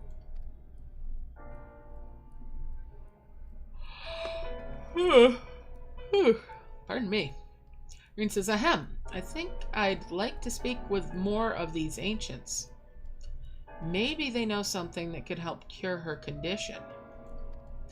Would you mind coming with me?" She's speaking to Alice.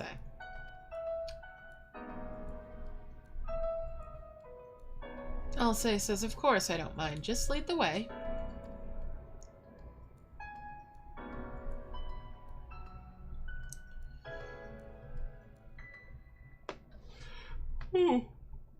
Pardon.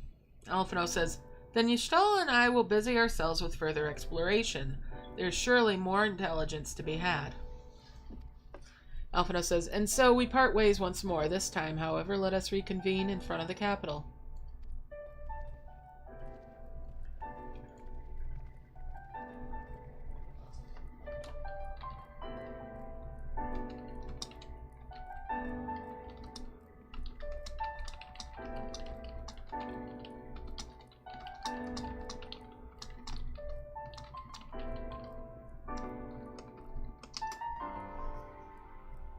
Okay.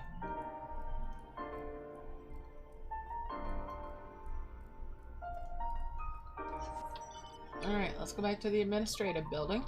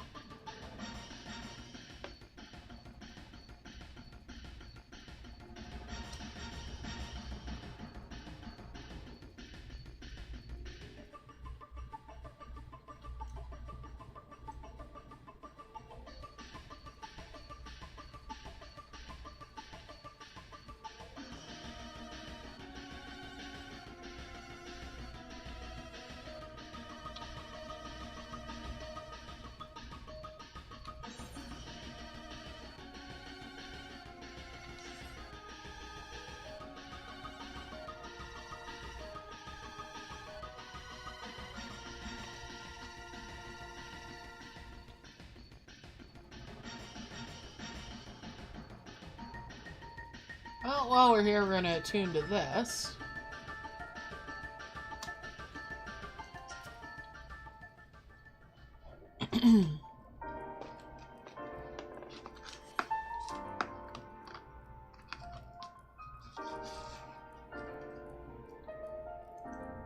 Well, let's go find that clerk.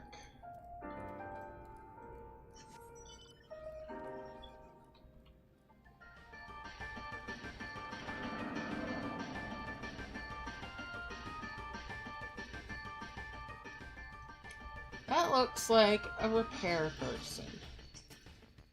Let's repair the stuff. Yep.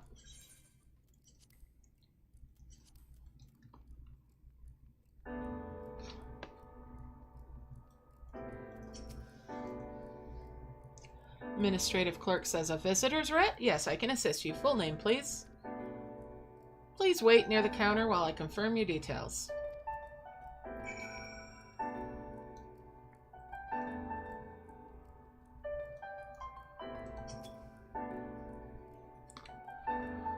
Okay.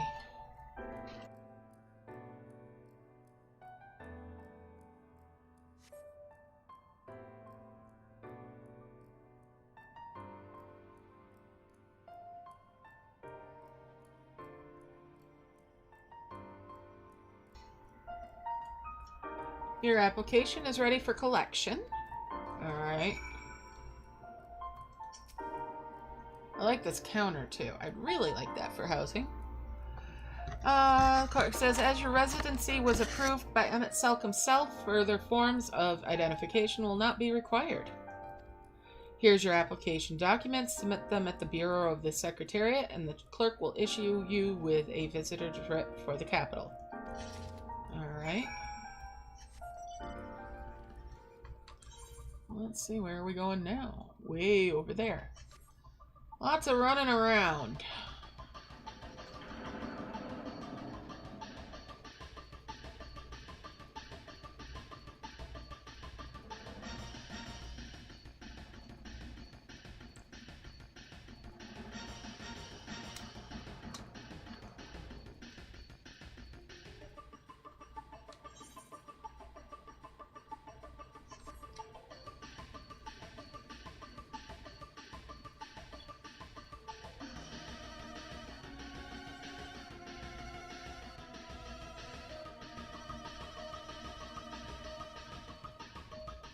This place is vast.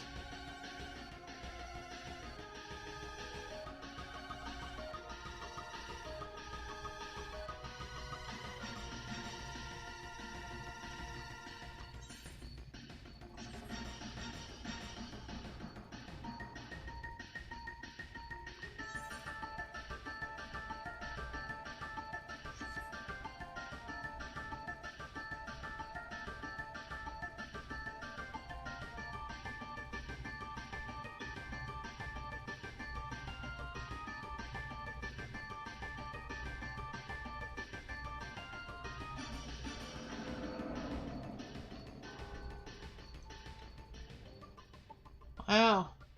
I feel like we're in the DMV.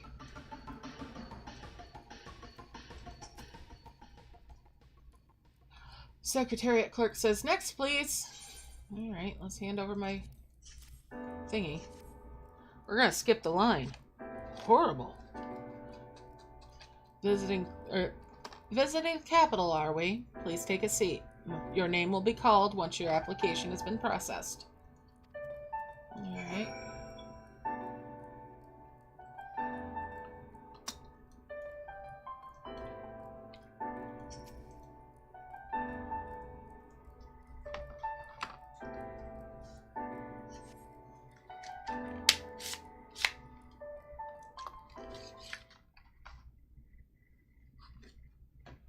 Is this voiced? Let's mute it just in case. I look so tiny.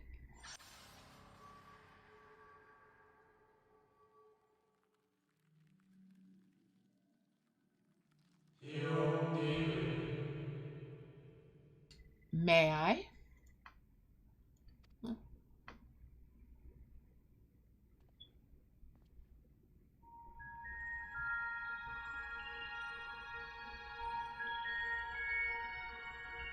I look so tiny.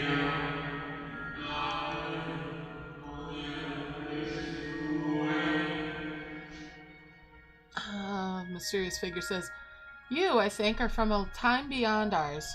Have you followed in the wake of emet-selch?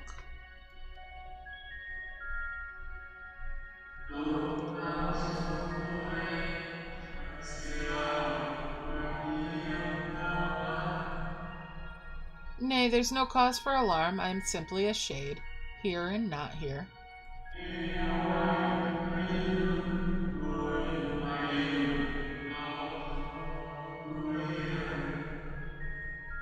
I know only that my name is Hythlodaeus, and that this city is a recreation, a phantom moment plucked from the well of history.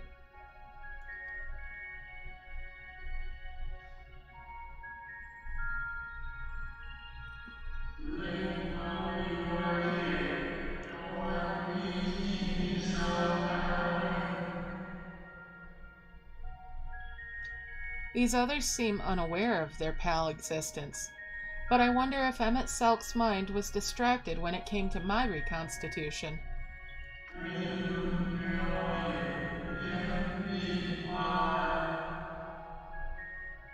A stray thought would have been enough.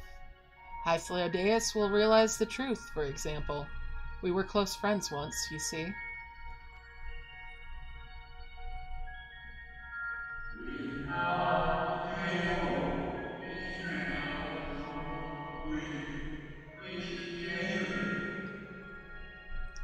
Yet, in spite of my perception, I play the same role as all the rest, a bit part, meant to bring color and noise to this well-crafted stage.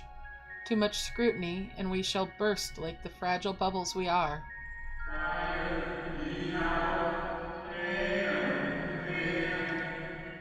Thus, I tell you again, my presence is not to concern you. I wish only to share your company whilst we wait.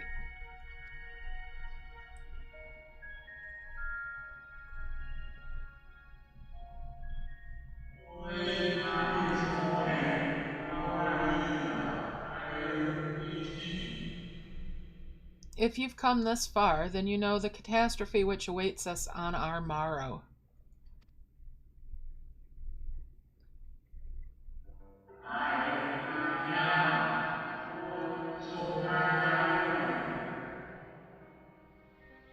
The final days, what began as isolated incidents, soon swelled into a world-spanning threat.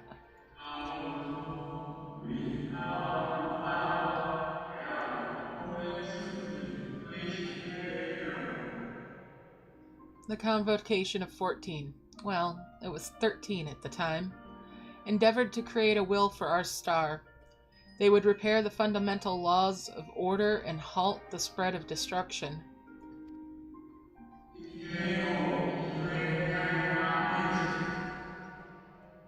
But creation on such a scale required an immense source of power.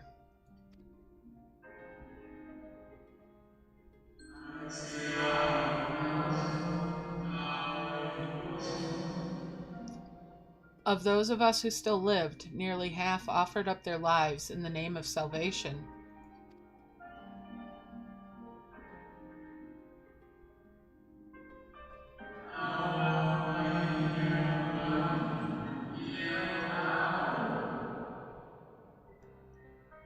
And from their sacrifice, Zodiark was born, just as we had hoped. He reached forth and halted the march of oblivion.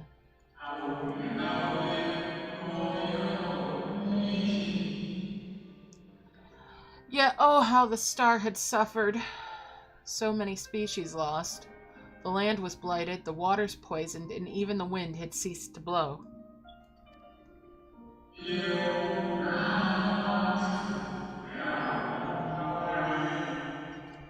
Once more did our people give themselves to Zodiark. Another half of our race sacrificed to cleanse the world, to ensure that trees and grasses and myriad tiny lives would sprout and grow and flourish.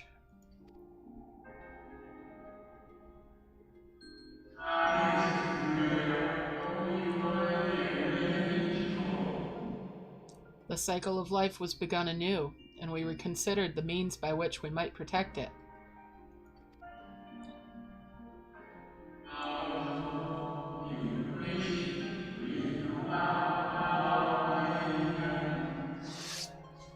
The convocation decided thus: we would nurture our world until it was bursting with vitality. Then, when the time was right, we would offer some portion of its living energy to Zodiark.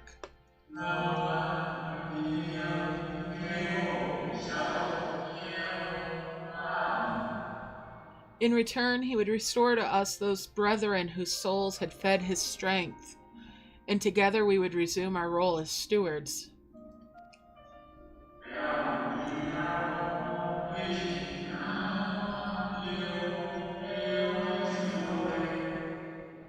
There were, however, those who disagreed with this plan.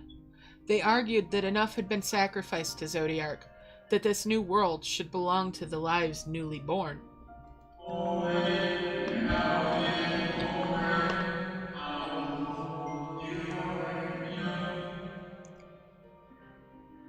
These dissidents surrendered their life energies in the creation of Hydaelyn, an incarnation of their opposing belief. And for the first time in history, our people stood divided. Know you, then, how this conflict ended?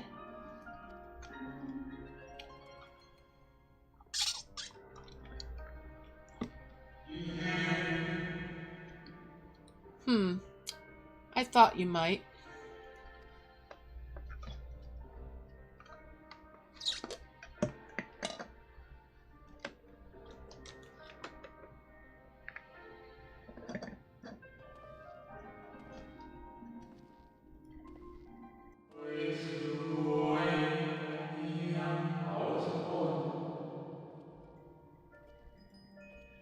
Emet-selch has ever been a champion for the will of Zodiark.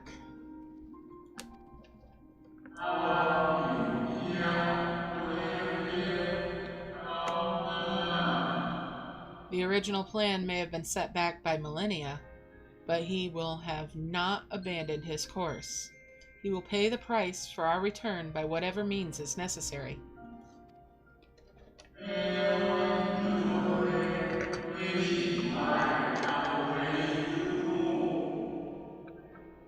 And though he may carry himself with a certain glib ease, Emet-selch is not a man to bear his burdens lightly. In fact, I imagine they have only grown heavier with every passing century.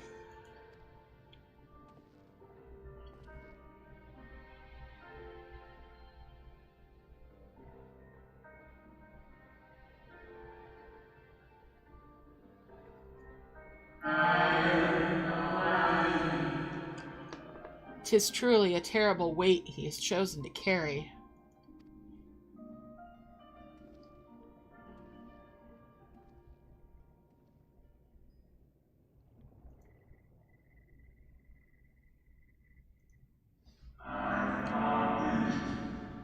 And my name got called.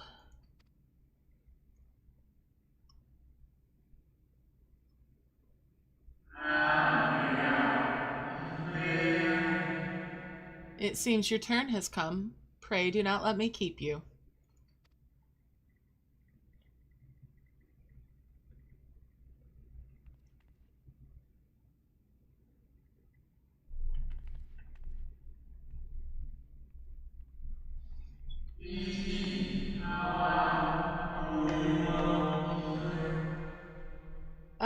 was one last thing. You walk with another at your side, yes?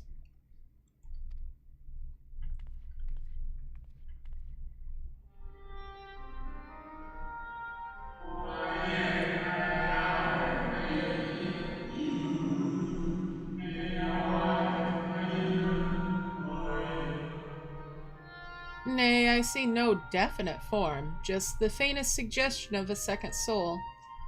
I doubt it visible to anyone but me.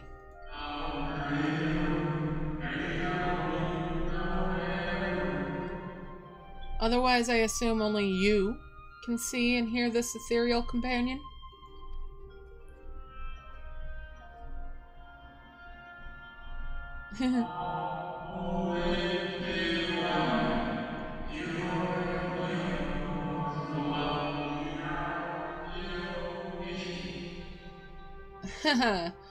Your connection is hardly a coincidence. In our time, the two of you were one. The color of your souls tells the tale.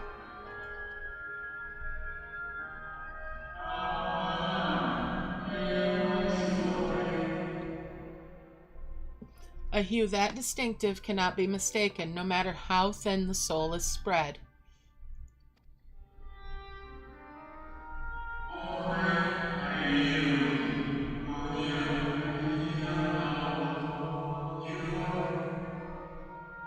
Heh, this is just the kind of fate I might expect for one such as she. Surely emet-selch has recognized the hint of her in you.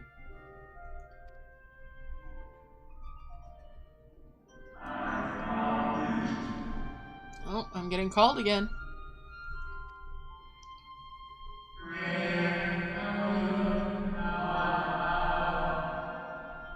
Fare you well, my new old friend. May you find what it is you seek.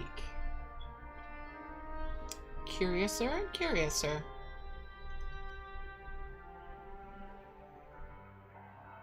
He's gone.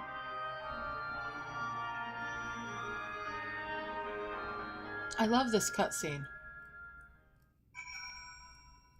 It raises so many questions and sort of answers them.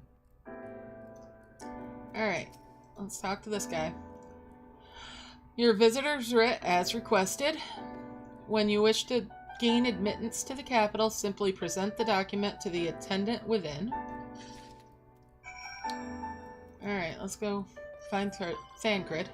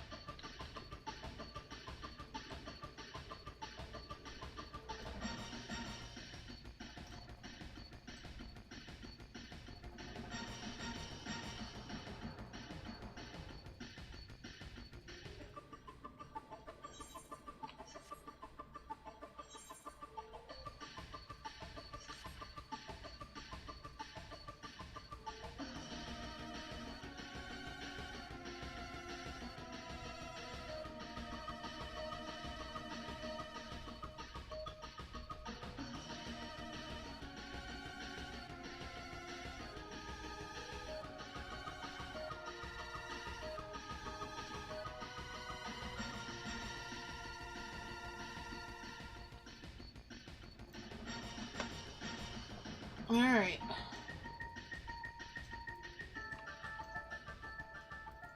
Okay, Thancred. Thancred says, finally, you were gone so long, I was on the verge of mounting a rescue party. How fared you in your bureaucratic adventures? Well, I got the thing. So here you go. Check it out.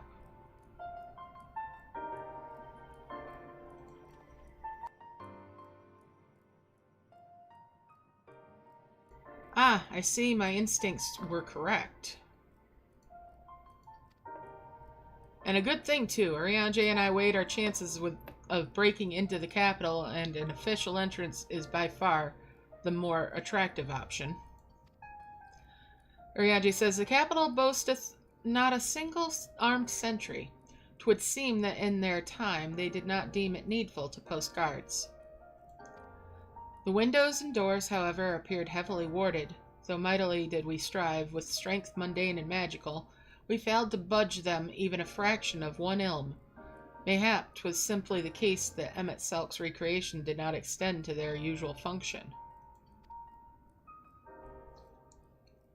Hagrid said, "We didn't try everything, of course, but we thought it best to conserve our time and energy for more pressing matters." Elsie says, "Speaking of which, Reen and I tried asking about a cure for you." Elsie says, "The problem is, these ancients didn't exist beyond Mount Erebus today.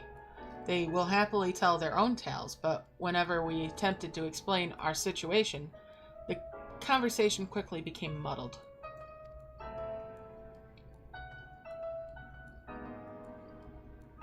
Ishal says, "What of you? Was aught worthy of interest said during your efforts to obtain a writ?"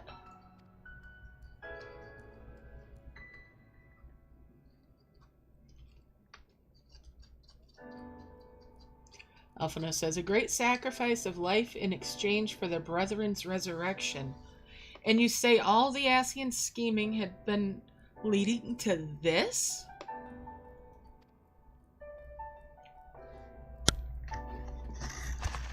Alphonse says, "All this time.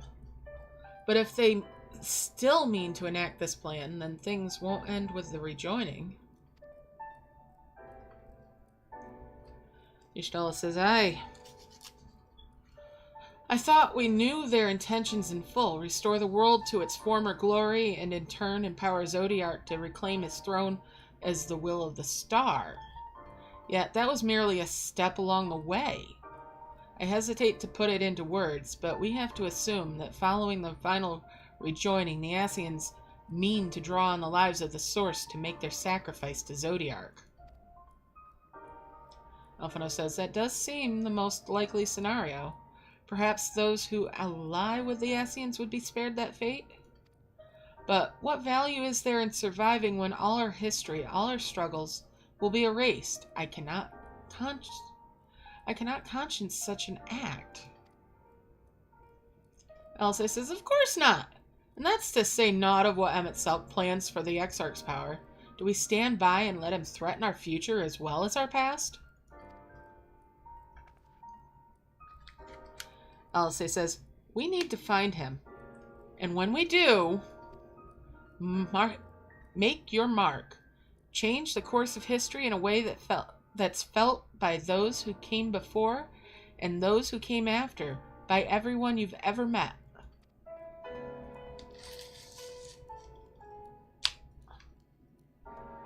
Changing things so that even my other self, dying somewhere in that future calamity, will smile and say, "I knew you would win."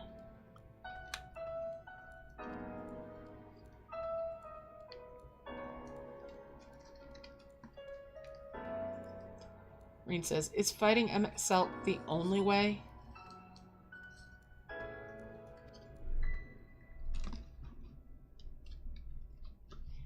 Reen says, "He created an entire city. It will take everything we have to defeat him, if we even can. And if you push that hard in your current state, the light will break free."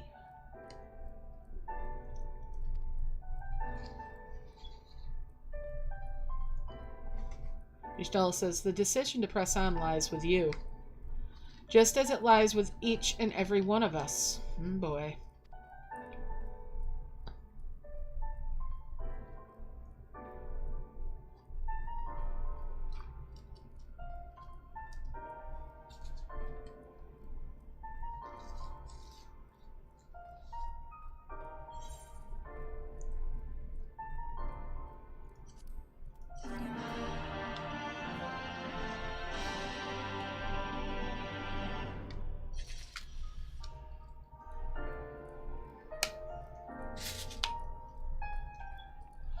Well, now.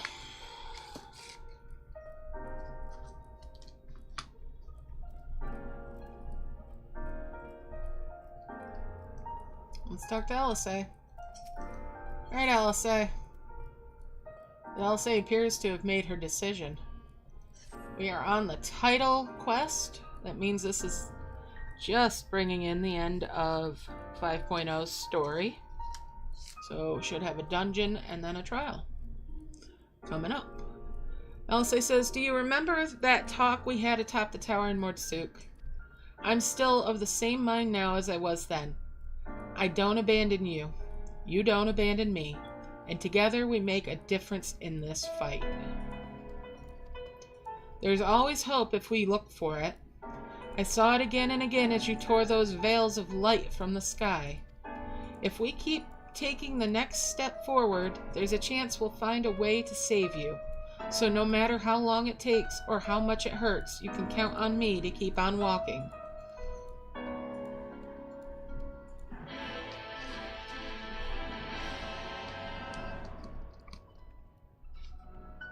Alright, let's talk to Alphino.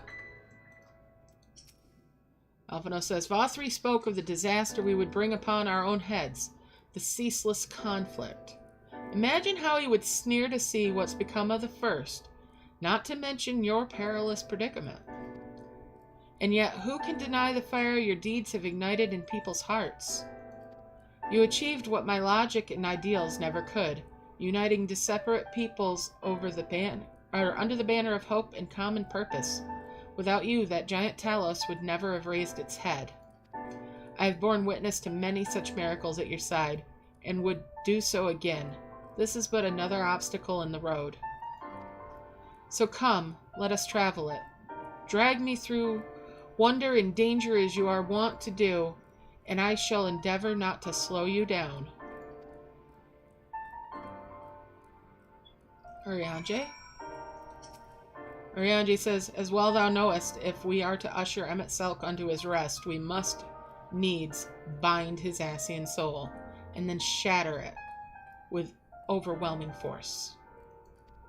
The former task requireth Auracite, and such have I prepared. Upon the Exarch's asking, no less though 'twas ever mine intent to provide such boon. The future whence our noble friend doth hail is a world fallen to Ascian artifice, and he would not see such grim history repeated.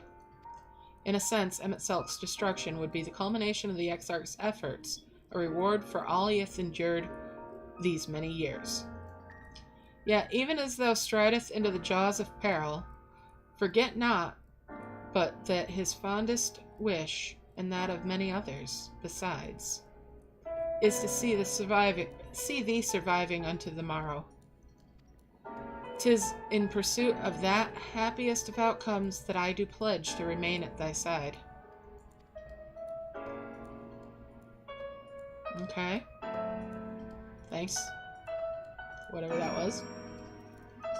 Alright, Ishtala has something to say too. Ishtala says, our time in the First has been a never-ending succession of trials as arduous as our path to the source has ever been. Yet, through all of our journeys together, through that deep and foreboding wood, you've helped me to stay true to my convictions. Thus would I return the favor, do as your heart decrees, without hesitation or regret, and that is all I will say on the matter. Thancred? Thancred says, well, this has put everyone in a solemn mood, hasn't it? Honestly, we're not even sure this is going to be the end of it. But I suppose we should speak our minds when we have the opportunity. You taught me that much now, Meringue. So forgive me this moment of sentiment. By dragging me into this sorry mess, you've given me the chance to think and act as I should have, for Reen's sake. Words cannot express how much this has changed my life or how grateful I am for your support. So I shall express my gratitude through action instead. No matter where you decide to go, I'll be there, guarding your back. And let's talk to Reen now, too.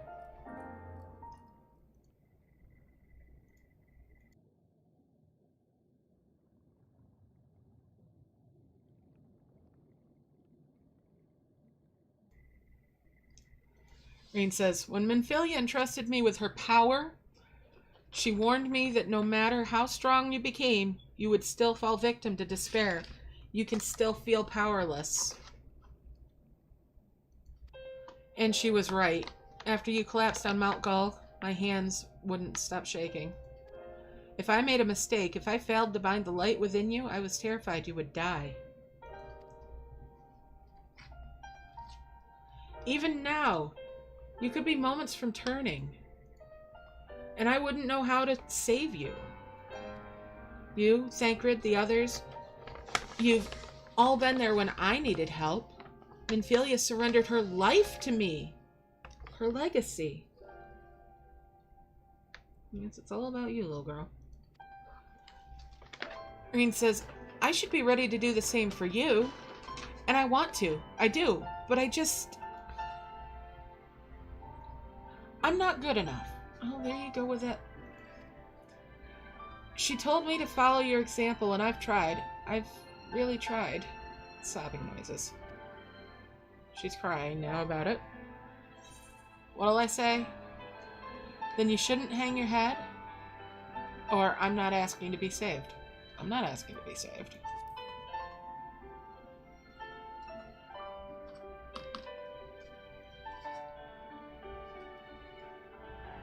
Reed says, but the light, how can you go on?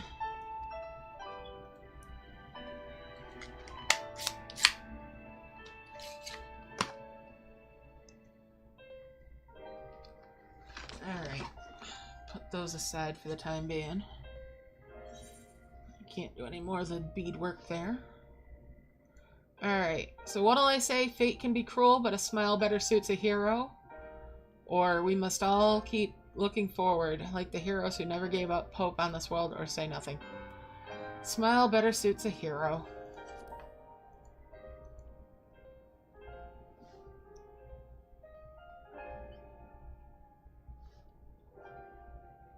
Reen pauses. Reen says, I'm not sure Reen says, actually, never mind. I think I'll understand better if I try it myself.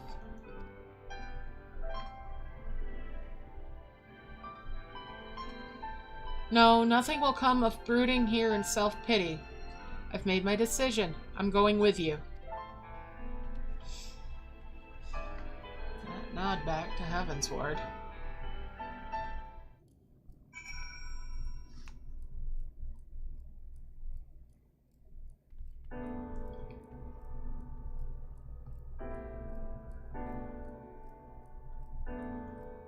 Alright, let's find that capital attendant.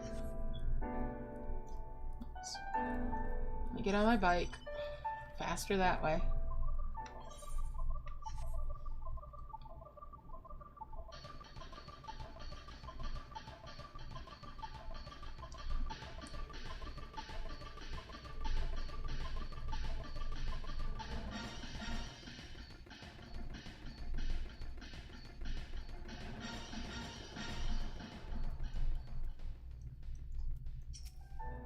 Alright, Capital Attendant. Let's talk to him. Capital Attendant says, welcome to the Capital. All visitors must present an official writ of permission before admittance will be granted.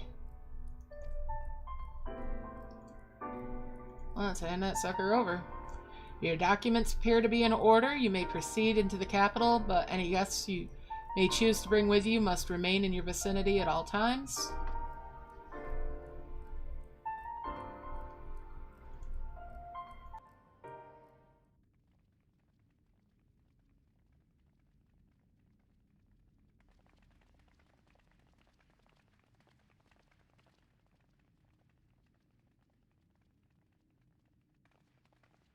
This really is unacceptable.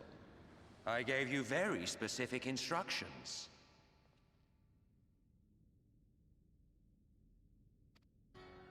Emet-selch.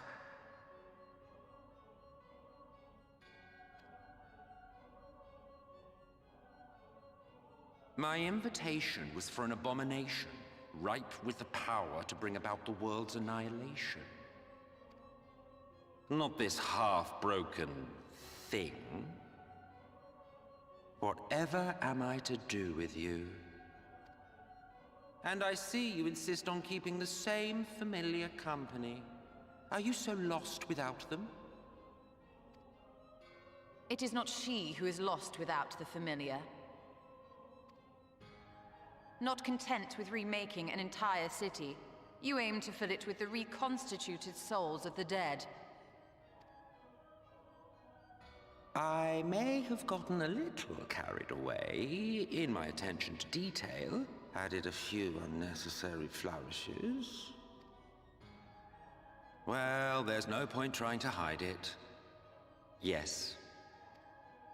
Once the rejoining of worlds is complete, Zodiac will regain his full strength and shatter his prison. Then we shall offer up the Source's remaining inhabitants in sacrifice, that we might resurrect our brethren who died to bring Zodiac into existence. But what was it that you came here to do exactly?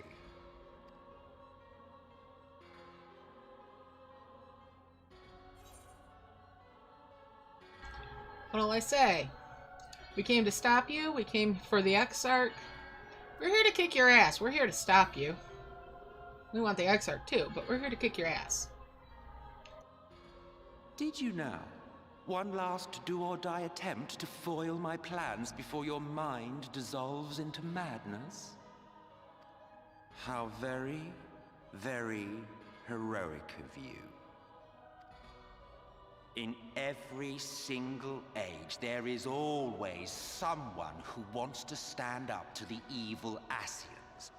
Always the same arrogance, the same insistence that the world belongs to them, as if theirs were the only rightful claim, theirs the only existence worthy of preservation.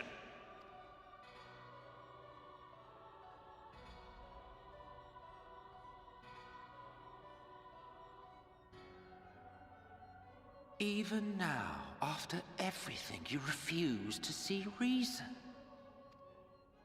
You think it unfair that you are subject to suffering? That your lives will be sacrificed for the Ancients? Look at me! I have lived 1,000 of your lives. I have broken bread with you. Fought with you, grown ill, grown old, sired children, and yes, welcomed death's sweet embrace. For eons have I measured your worth and found you wanting. Too weak and feeble-minded to serve as stewards of any star.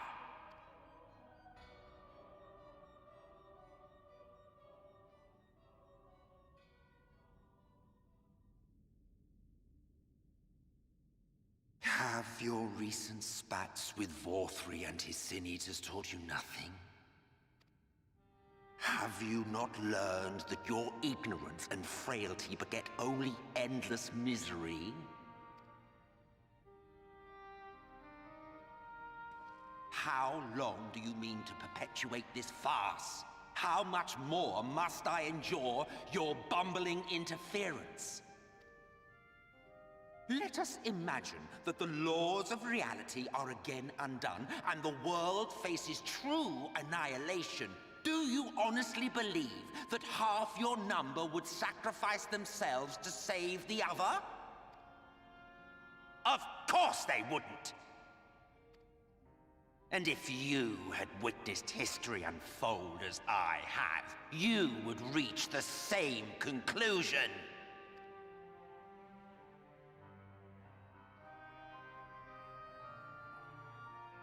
You cannot be entrusted with our legacy.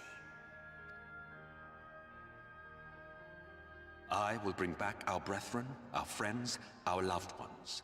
The world belongs to us and us alone.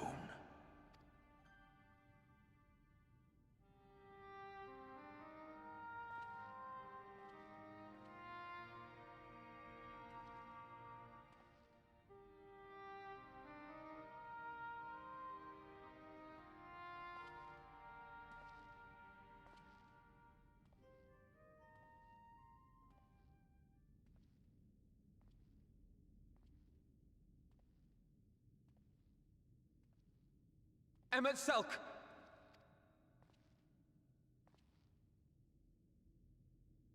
We understand, truly, but it makes no difference. The ones you love are in the past, while ours are here in the present. One day, we too will be ashes and dust, but not today. Our time is not yet finished.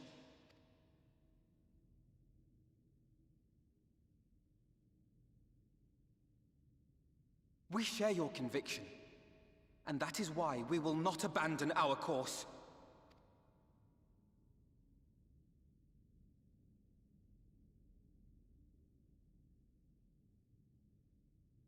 You think us the same? You think your tattered soul of equal worth to those I lost? Then come. Earn your place. Prove yourselves worthy to inherit this star.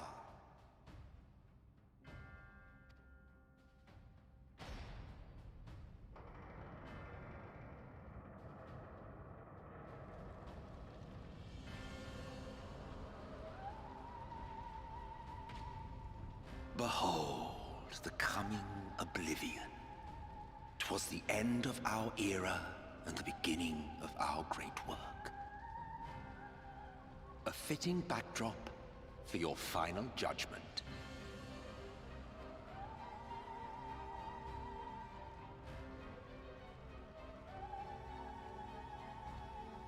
I shall wait within, but do not spend too much time on your preparations.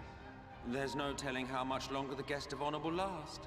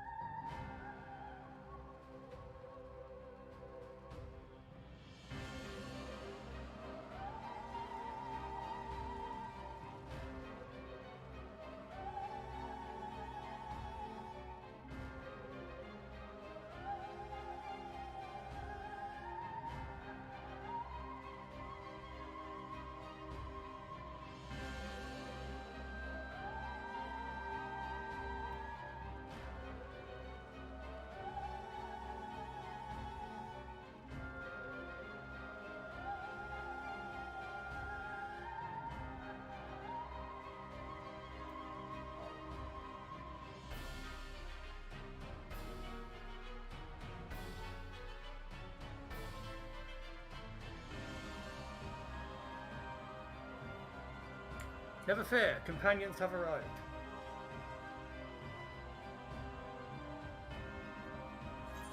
Like, you're lucky you said, like, you messaged me when you did. I had just finished a battle, you know. So I was safe. Okay, rallying troops. Alright, so, indeed. I want to heal, so I ain't coming. Okay. I don't want to feel that dungeon specifically. I want to tank. Oh, if you want to tank, I'll switch with you. Yes. Yeah, I want to tank.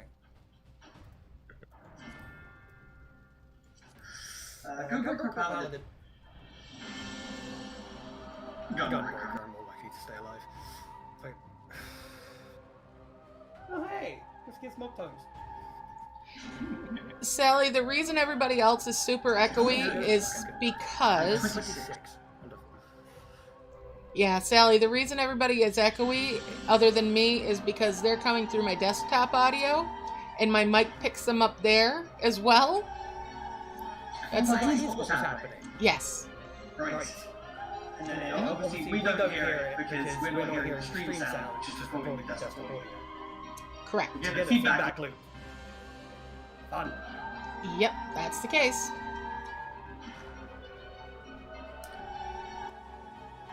Meanwhile, I'll echo if I'm using push to talk and talking in Discord too.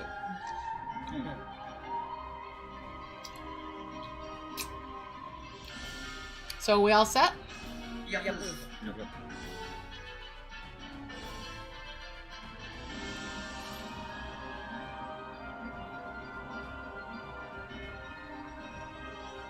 We are creepy game voices. What are you talking about?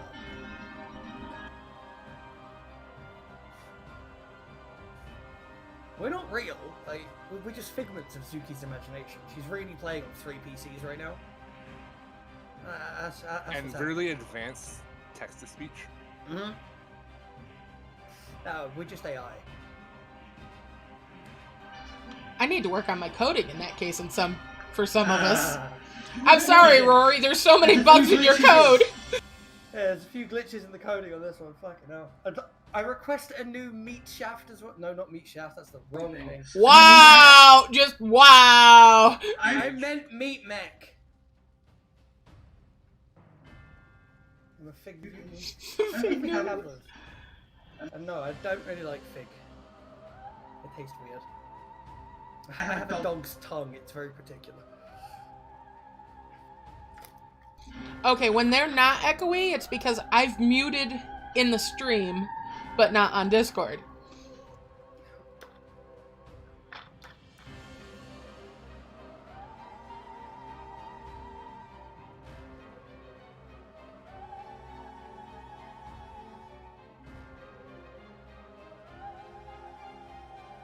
I think it's only because when you it's because of how loud you have your speakers for the music as well. The music will be picking up more. Will be picked up more by the microphone than a voice will. Lower, I'd say if you probably lowered the music a little bit, it wouldn't be so bad because as we come through, it goes music, and the mic goes ah. How fucking nice it is having 3 monitors again. It's so great. Everywhere I look, there's something to look at. Oh my god, it's amazing.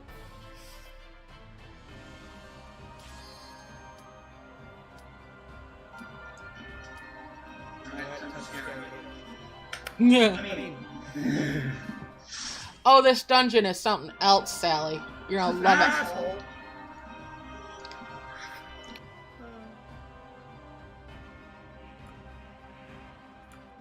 German healer.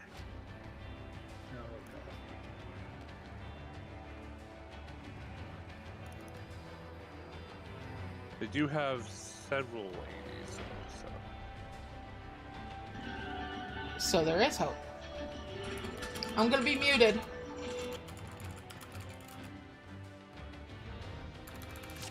Welcome to the final days of Amarant. Hang on. You're out of the cutscene? Yeah, good. Yeah. Stats is on. Move it, bug. The fabric of our star began to fray, and the unchecked energies of creation begat malformed beasts.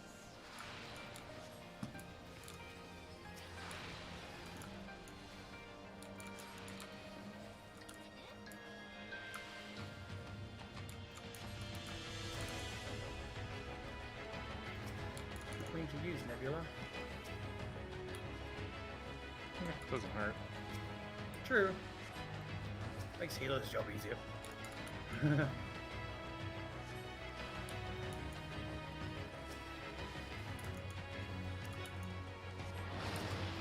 Oh god.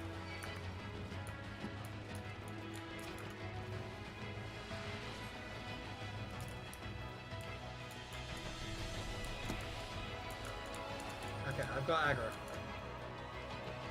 Stop running that fucking thing around. I thought it was supposed to. You're supposed to take it Oh, around. it just tethers to you and then explodes, but you just focus it.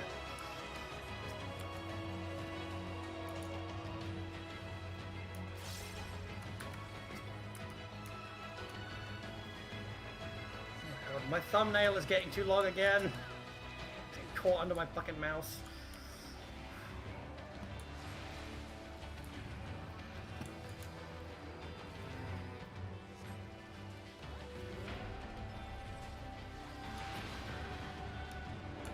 Oh. God, I hate this dungeon. Oh well.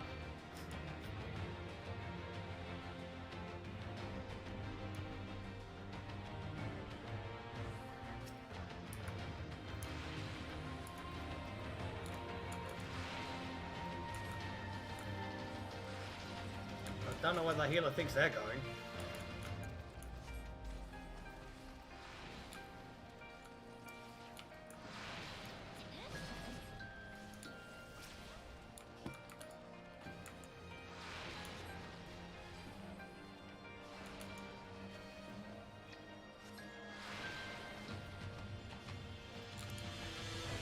I love it when healers get overzealous and start running off on their own. I don't like huge pulling this dungeon. It makes me nervous. It's so quick to take so much damage.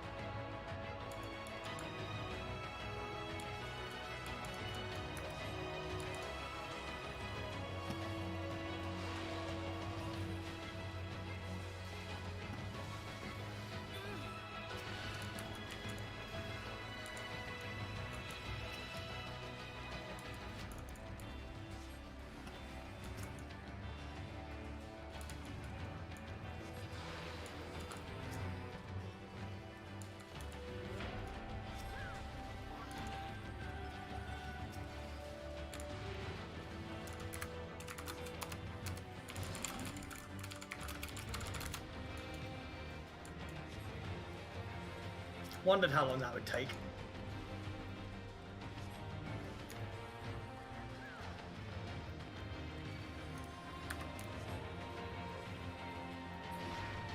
Just as prayer gives rise to primaries, our dread made manifest our deepest fears. You can.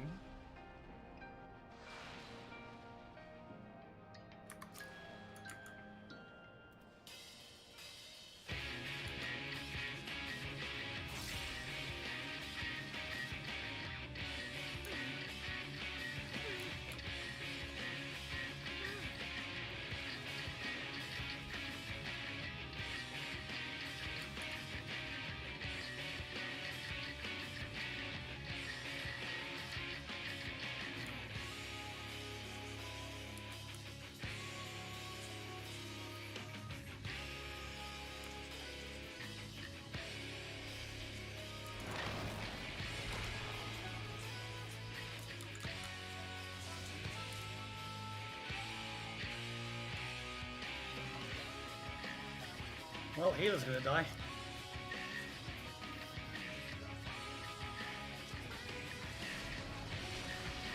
There's a rock on that corner. Oh god. I forgot about this. Make it!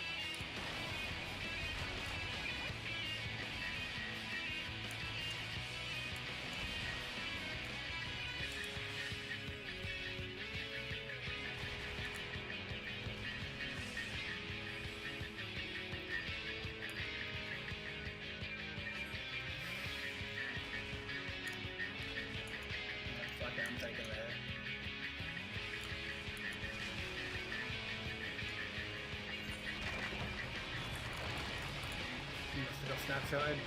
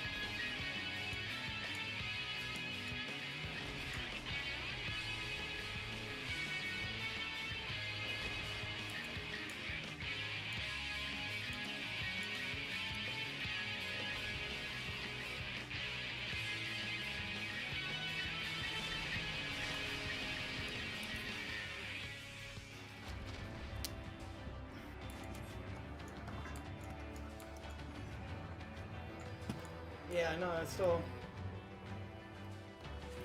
you know what? Fine.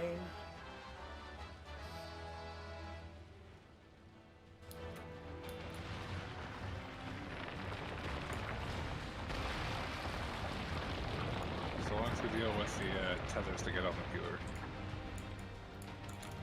Nope, it wants everything. It gets everything.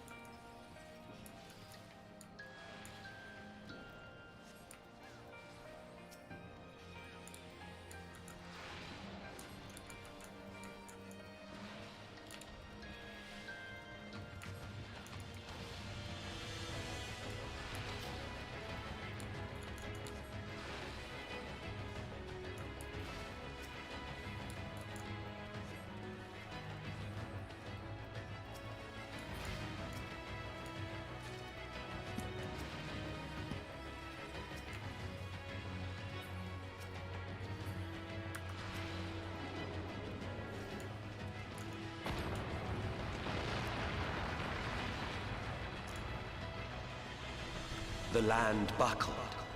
The cities burned. The waters ran red with blood.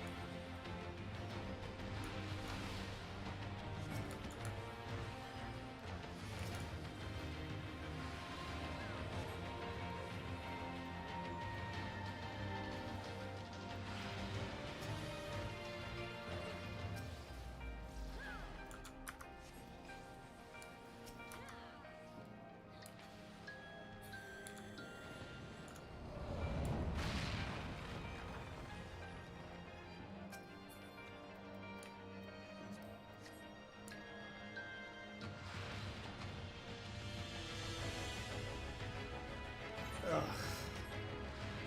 I don't like this quote boss. I don't like mob rushes as boss fights.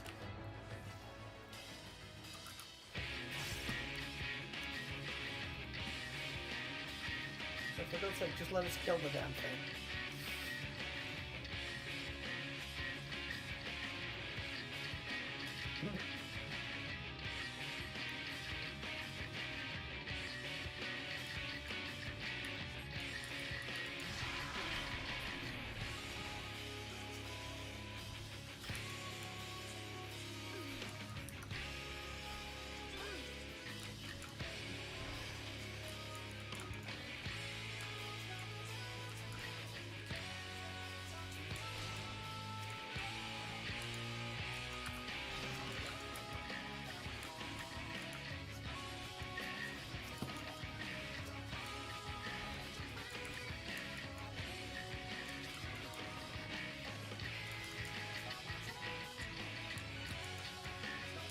On the plus side, at least when they do mob rushes like this, they often have way less health than they usually do, because there's a lot of them.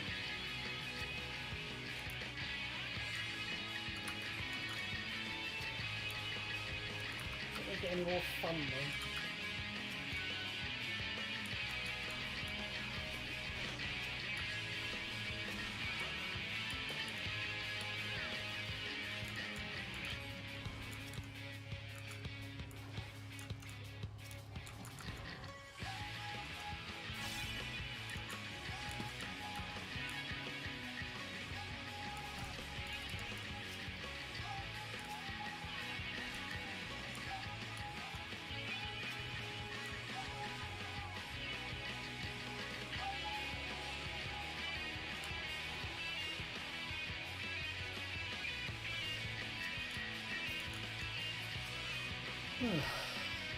Get down here, chicken.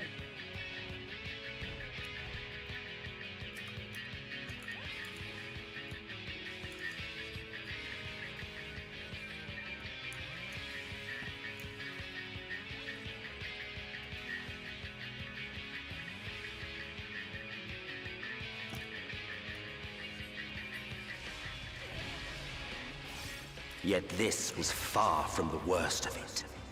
Come, and I will show you.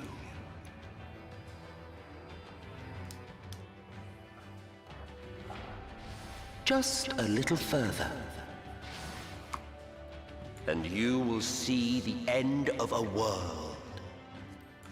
That's one I really don't like doing, but I'm gonna, since it told me to. Because of course, the white mage controls the party.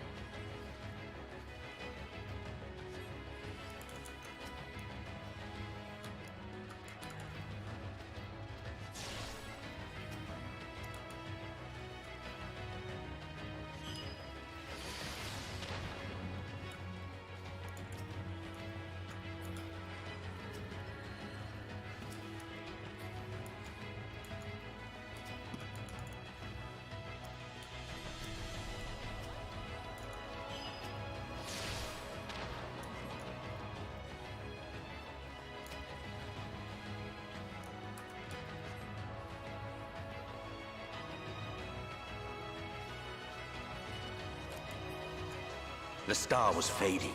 We saw we had to weave its laws anew.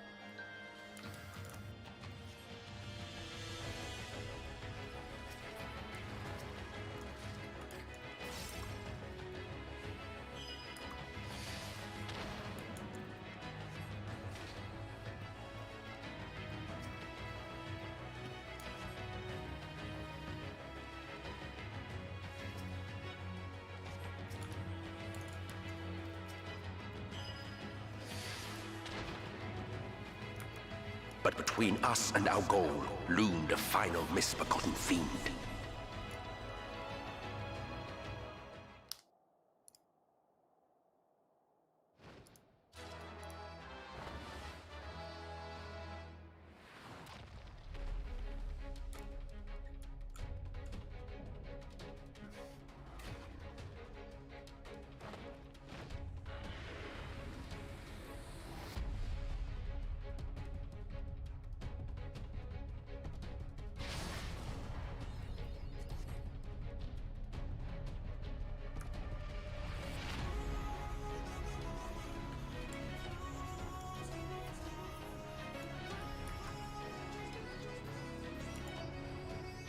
Trust me, White Mage, it ain't faith.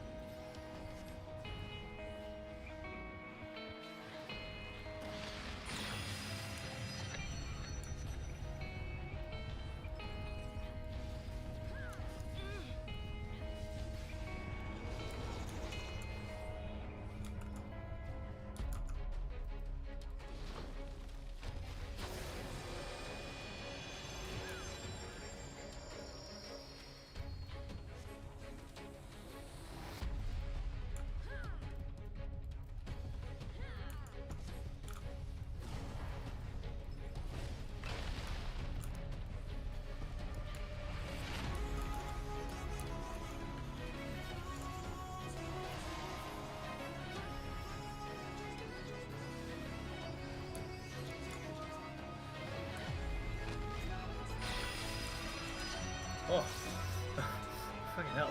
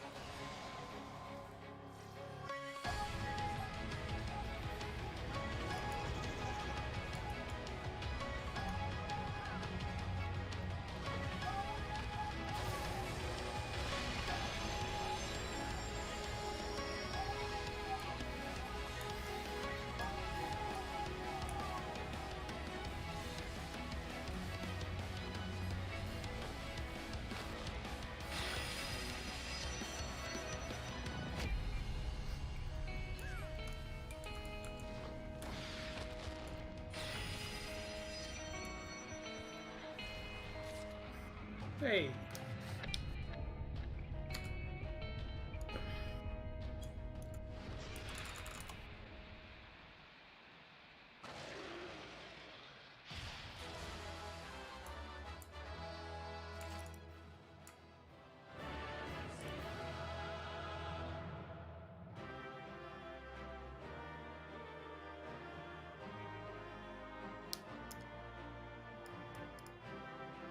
Hey, I got the player com. Woo! I did calm the healer because as much as it was a bit doing stuff for me, like as much as it did things I don't like healers doing, like basically telling the tank what to do, that annoys me. We didn't die, so they weren't just all mouth and no trousers, as it were. Mm-hmm.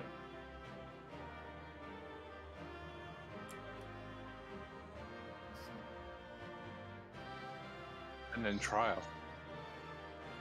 Yep, I'll stick around for that as well. Ain't tanking that though.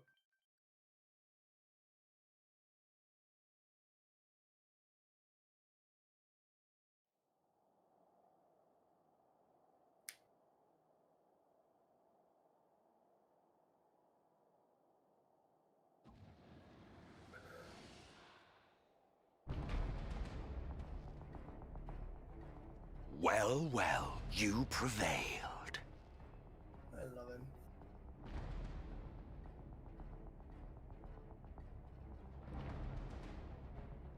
Nevertheless... Ha!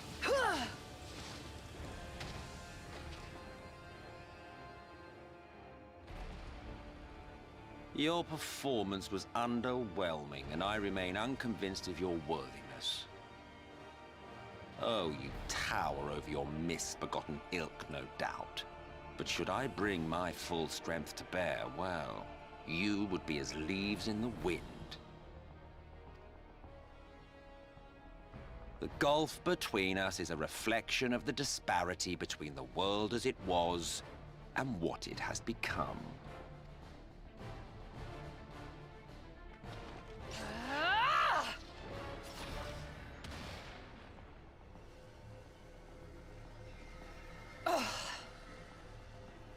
Our worlds may not live up to your lofty standards.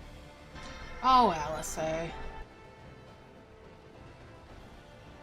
But they are our worlds, our homes, full of life and love and hope. And we won't stand by and let you destroy them! Ugh. Alize! You are a mistake. For we who have known perfection, the shattered source and these shards are ghastly mockeries of the true world. The ephemeral lives you exalt are pale imitations, utterly devoid of meaning.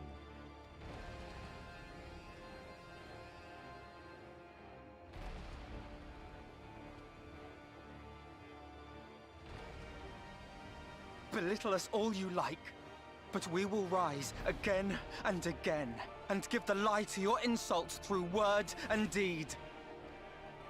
We define our worth, not the circumstances of our creation. Ha! More prattle.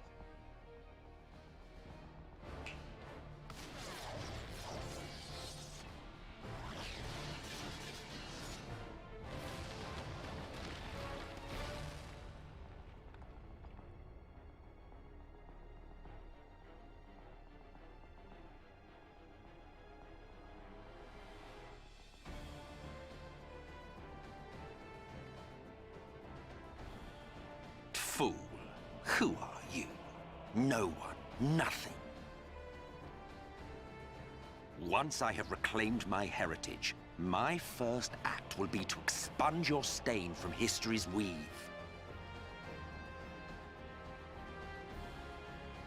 My world will have no need for heroes.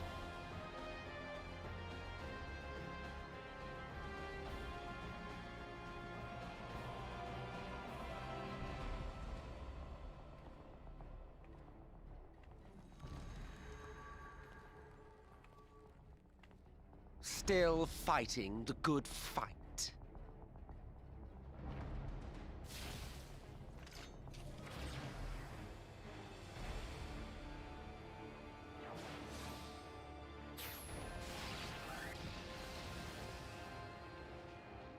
It is true that all we hold dear is fated to fade away.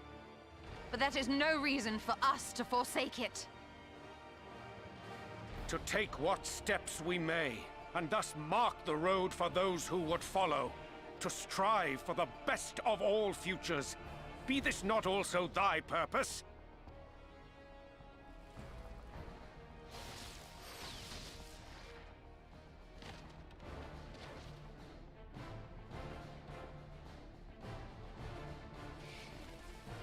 Do not presume to speak of my future.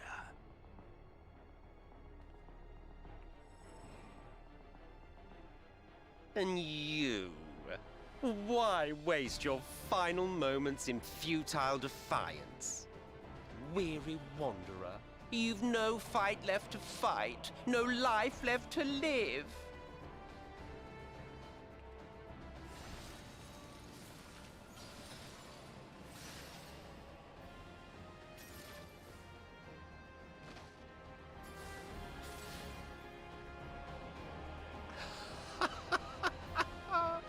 You see, the light will not be denied.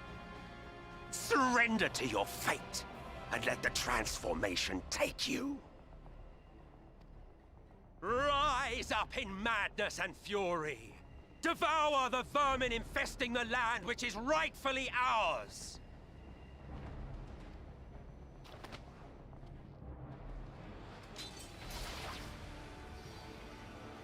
Now, Reed! Now! Oh.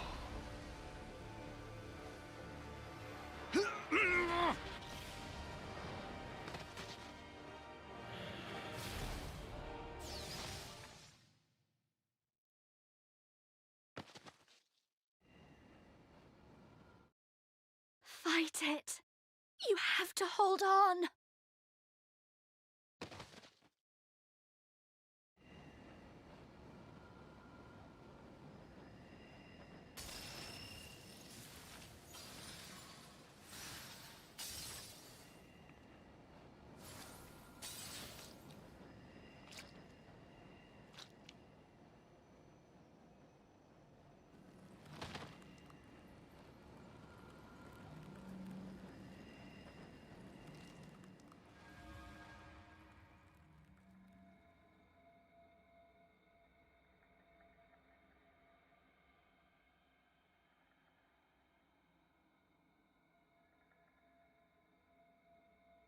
If you had the strength to take another step, could you do it? Could you save our worlds?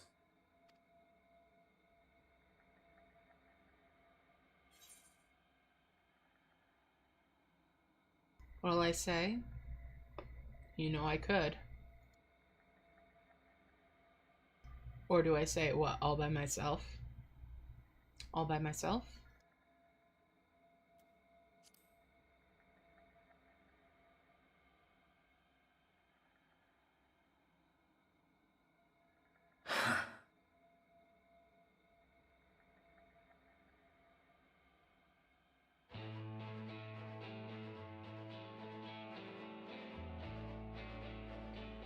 Yeah, boy. Take it. We fight as one.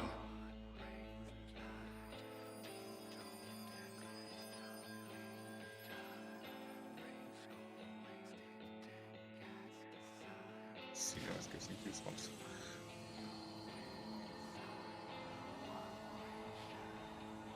This world is not yours to end. This is our future. Our story.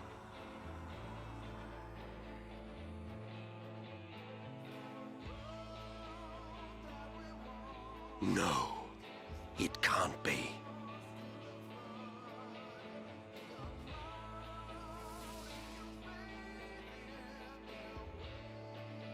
Ah, that trick of the light. You are a broken husk, nothing more. How can you hope to stand against me alone? We stand together!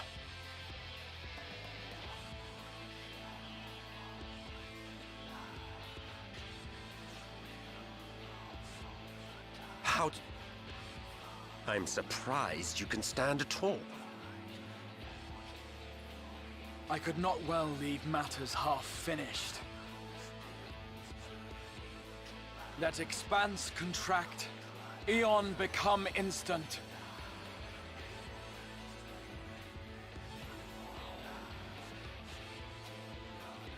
Champions from beyond the rift, heed my call!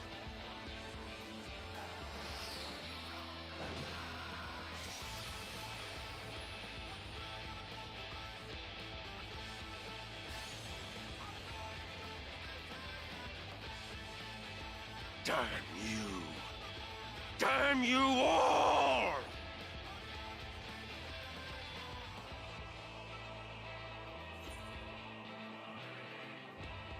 So what do I say? I challenge you, emet-selch, or it ends this day. One way or another, it ends. I challenge him.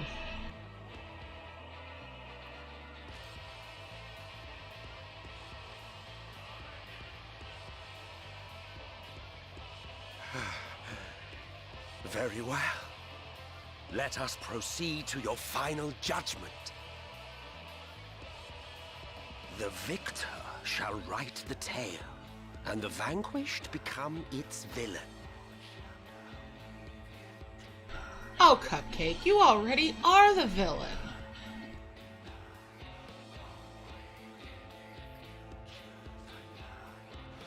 But come, let us cast aside titles and pretense, and reveal our true faces to one another.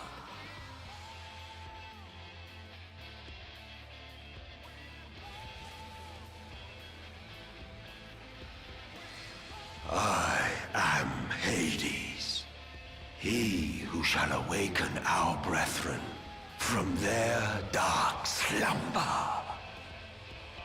So this is the point where I Fantasia back into a Rogadin? I'm kidding.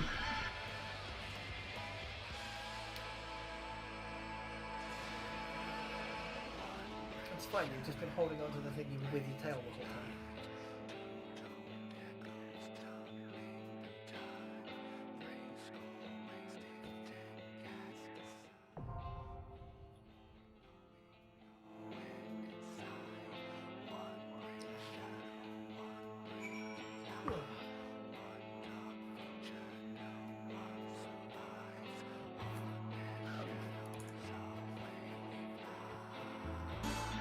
Okay, should I cue us?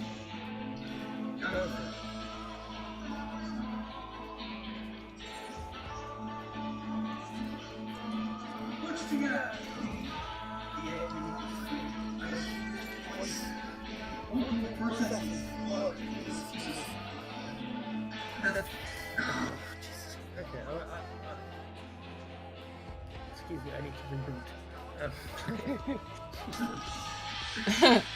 You know what I'm trying to say?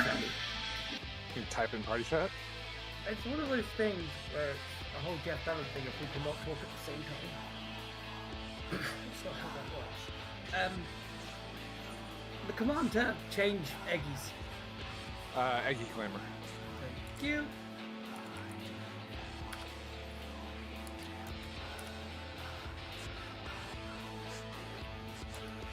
Apparently you can turn the Eggies into any of the carbuncles, not just the one that's sort of color coordinated.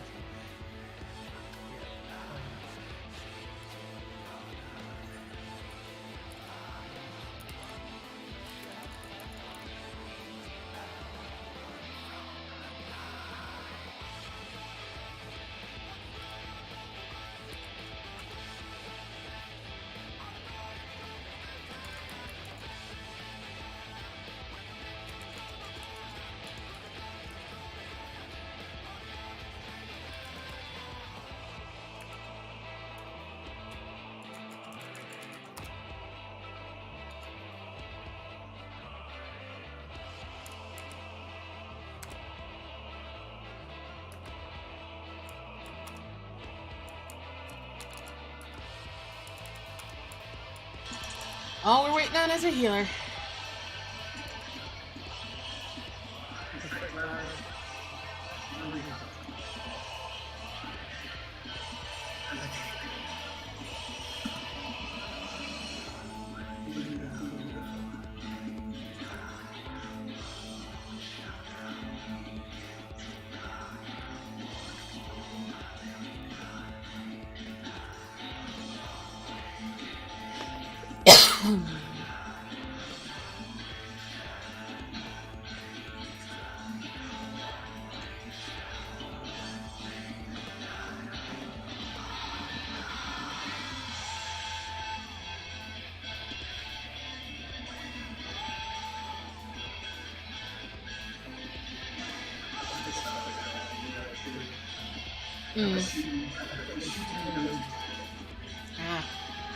Well, after this trial and the bit of story beyond it to finish up 5.0, that's when I'll end up finishing the stream.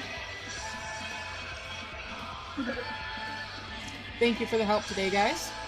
Now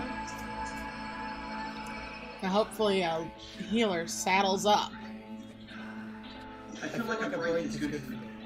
If I play games like Neo for too long, my skill just drains.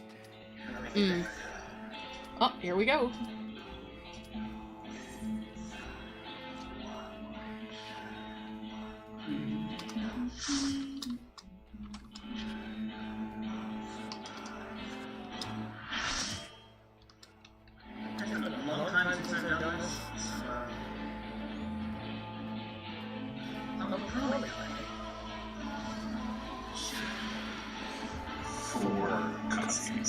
Oh boy. Including the other tank and one of the legions. Oh goodness. Shall now fall into strength, and I shall expose the lie of your I fragmented actually like this existence. one. I like the whispering.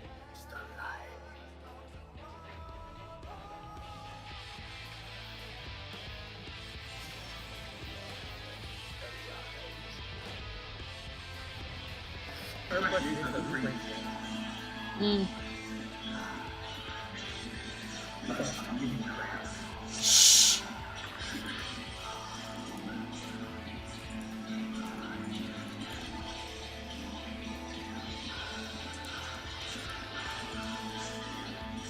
By darkness be purged.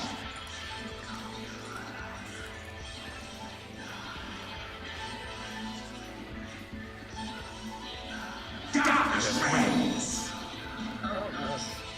I remember that. Yeah, I know.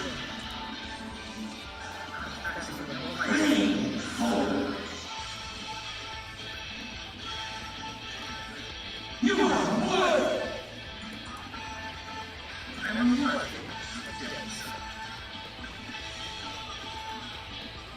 Your cage might to bow.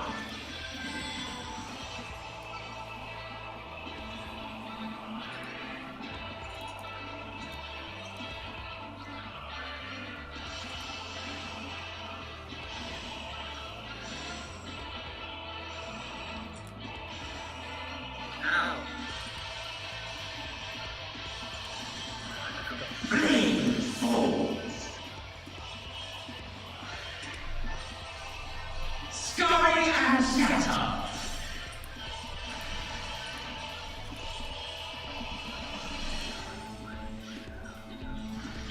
By darkness be purged.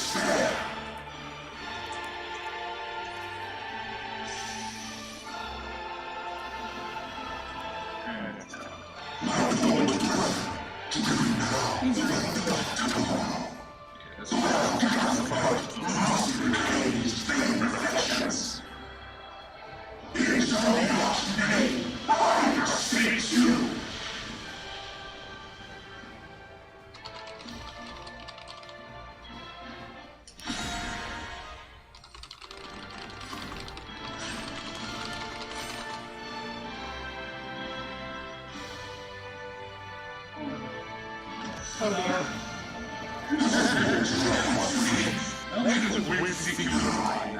Yeah.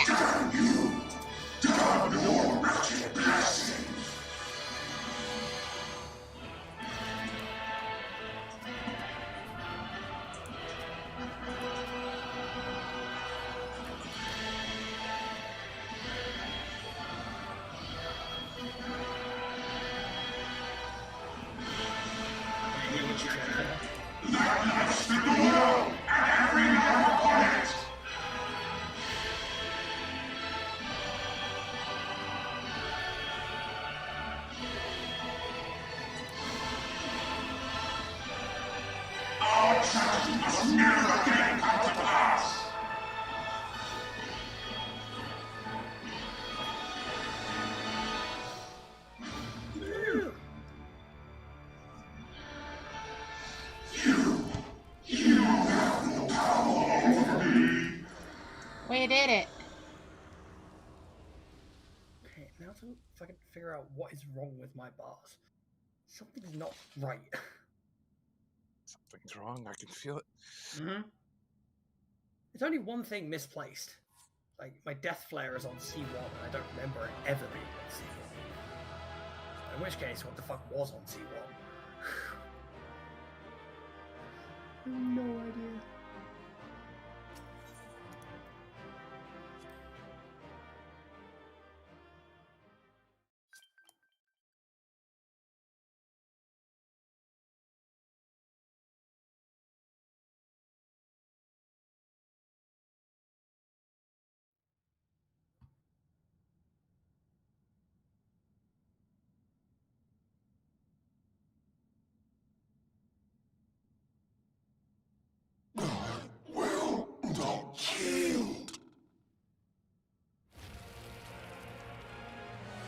Should I surrender this fight, what will become of it all?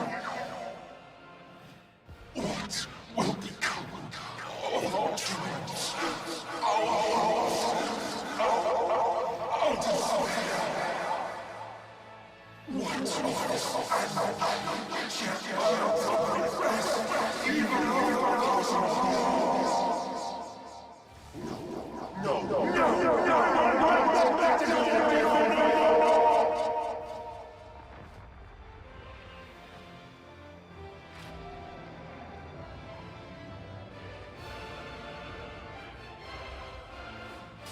Enough, damn you!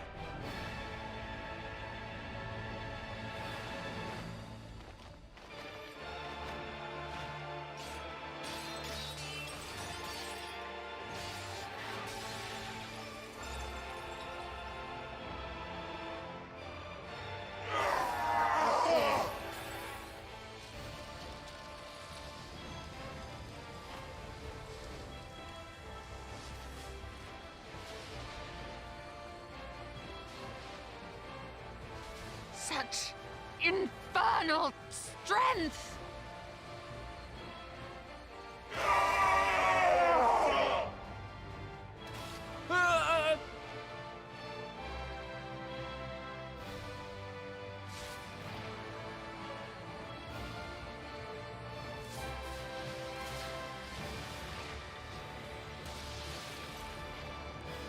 Now! Strike with all thy might!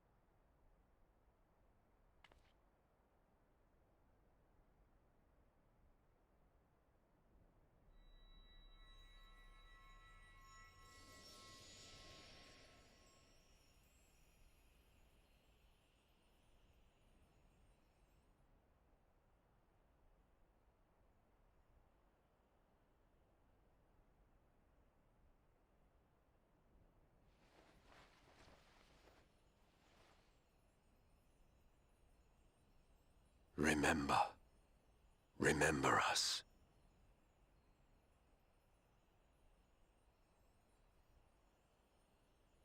Remember that we once lived.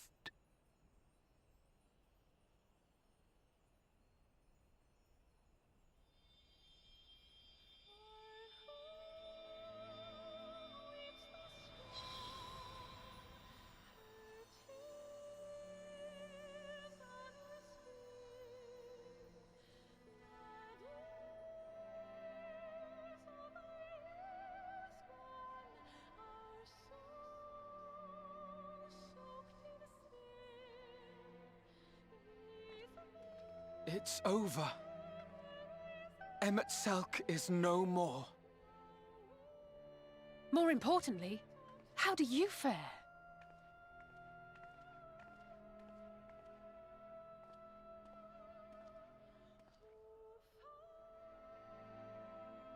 What dost thou see?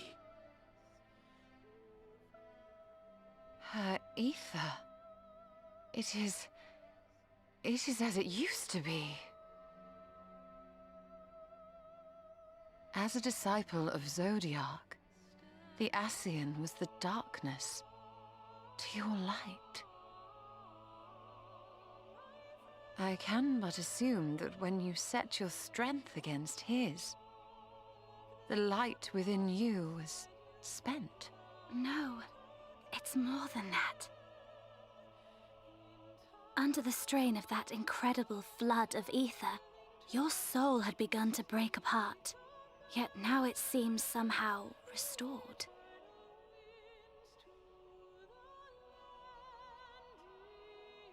I tried to help you before the battle, but Emet-selch stopped me. So, how did you... exactly what did you... Can you tell us what happened?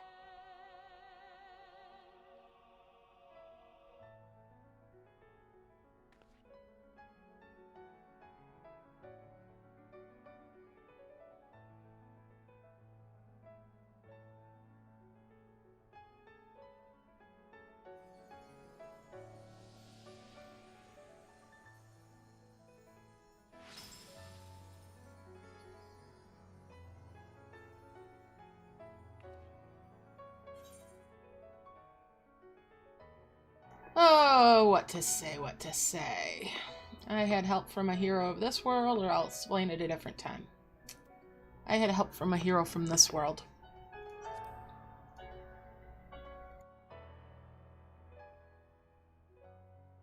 I see.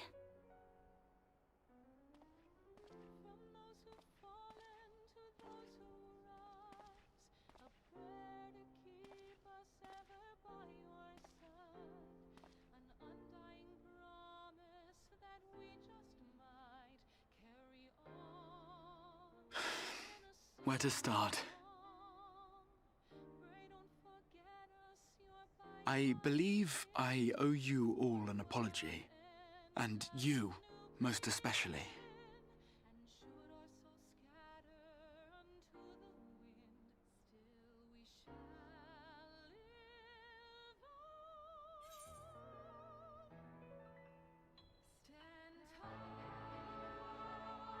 Oh, what to say? Let's get out of here first. I'm tired. We'll leave the lecture for later, or 'tis good to see you awake, Grahatia. There's no real choice here. It's 'tis good to see you awake, Grahatia.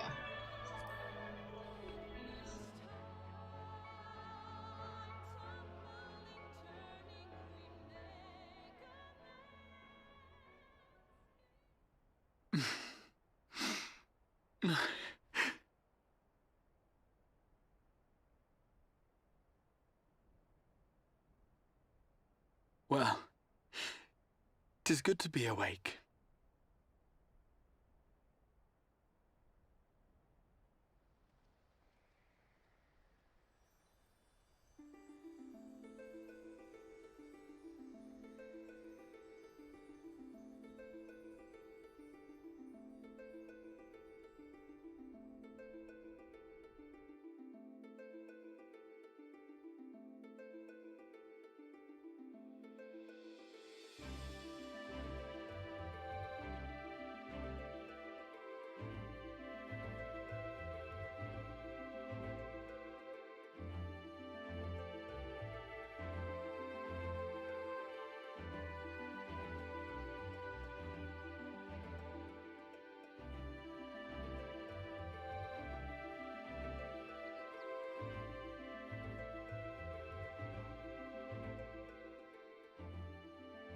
So, those mad souls dove straight into the ocean over there, did they? All I could see from here was the whale, Master Chai. 'Twas surely Alphino and those friends of his. They did something heroic, mark my words. You need only look up there for proof of that.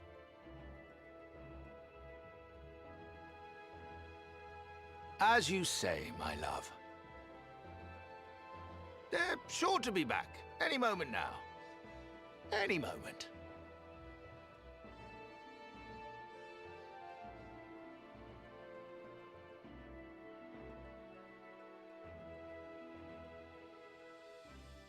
They are coming back, aren't they? I couldn't bear the thought of...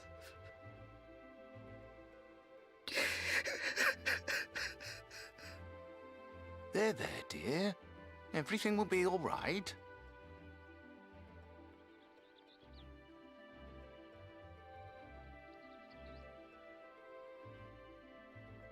There, look! Over there, over at the beach!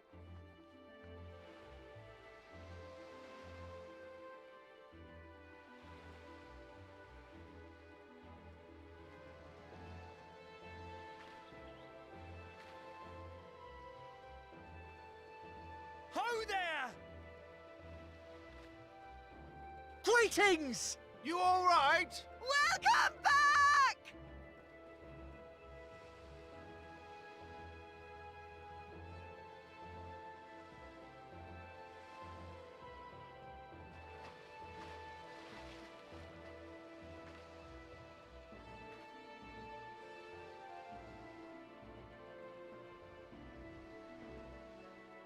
I didn't think we'd be swimming the whole way back.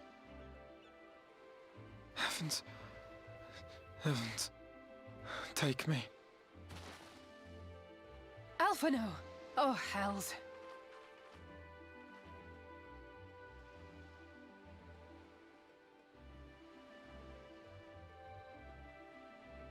Wait! Where's Urianger? He must have fallen behind. But shouldn't we look for him?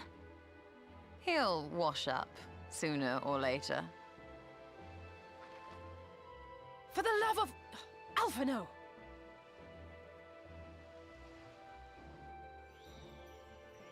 Welcome back, dear ones!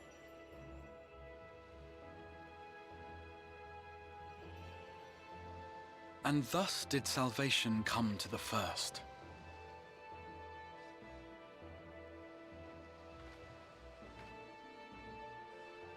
The lamps of Amarot will fade along with Emet-selch's enchantments, and the depths shall be as once they were.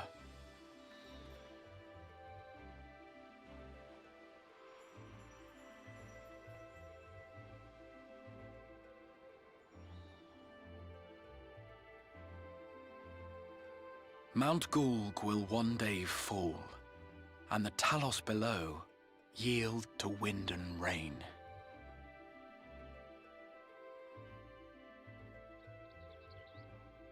This tale, too, will fade with time, passing into legend as the world heals and moves on.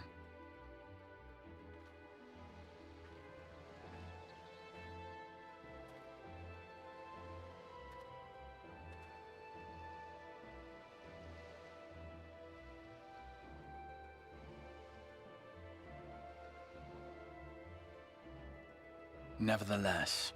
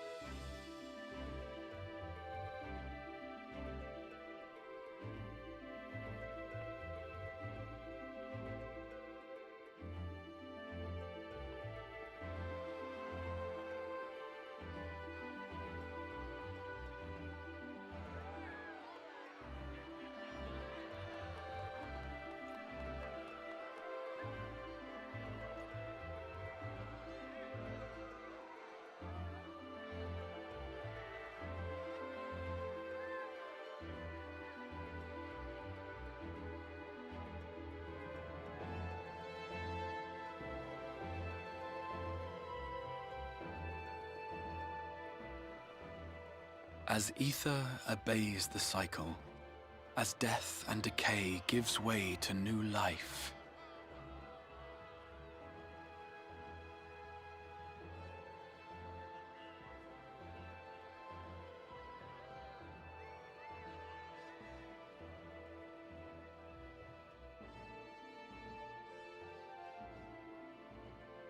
so too do the memories we share inspire others to rise to greatness.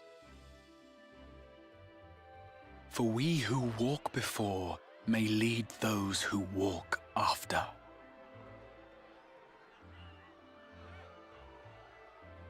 Your road goes ever on, as does your story, as does your legacy.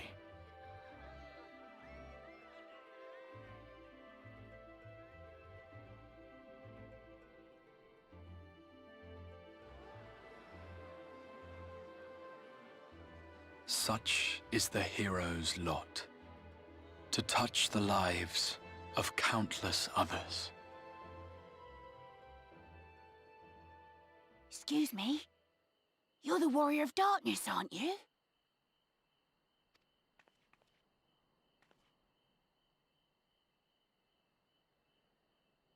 Where are you from, really? And how did you get to be so strong?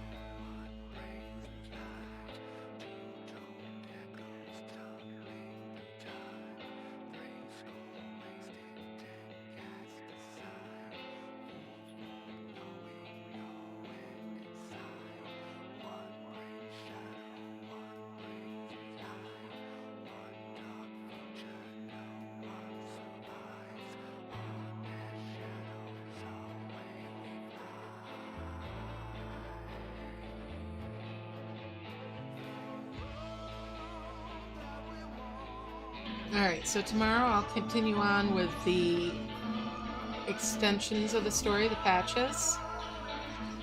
And hopefully we'll be all up to date by the time early access for Endwalker hits.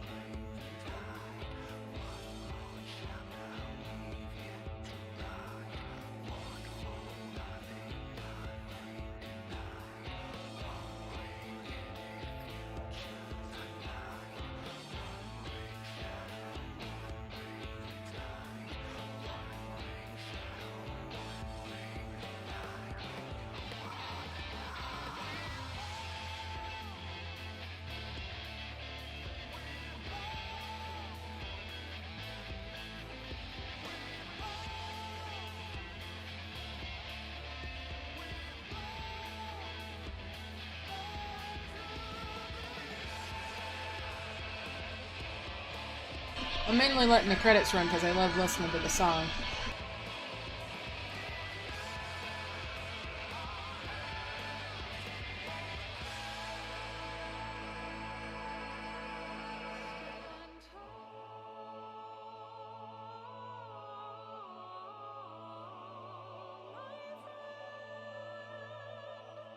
Hey there, Janet.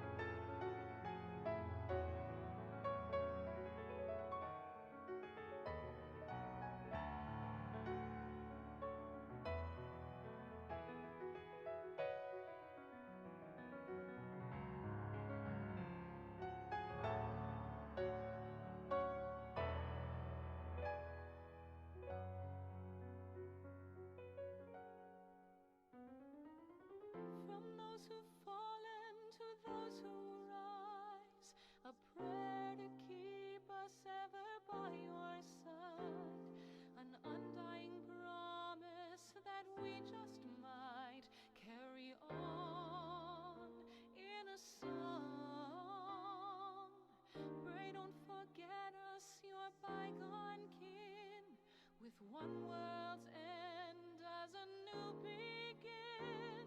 And should our souls scatter unto the wind, still we shall live on. Stand tall.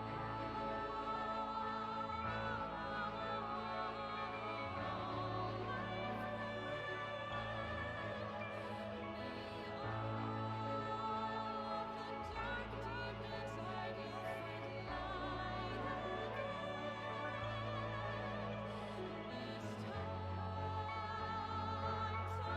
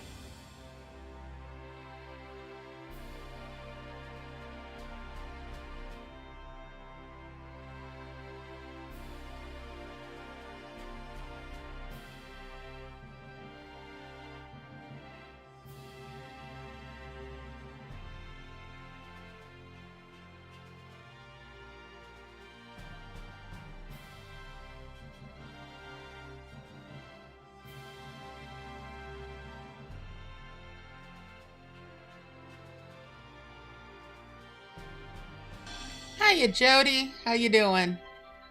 Just watching the last credits after the end of the 5.0 story. And tomorrow I'm gonna start in on 5.1, the patches for the game, for the current story.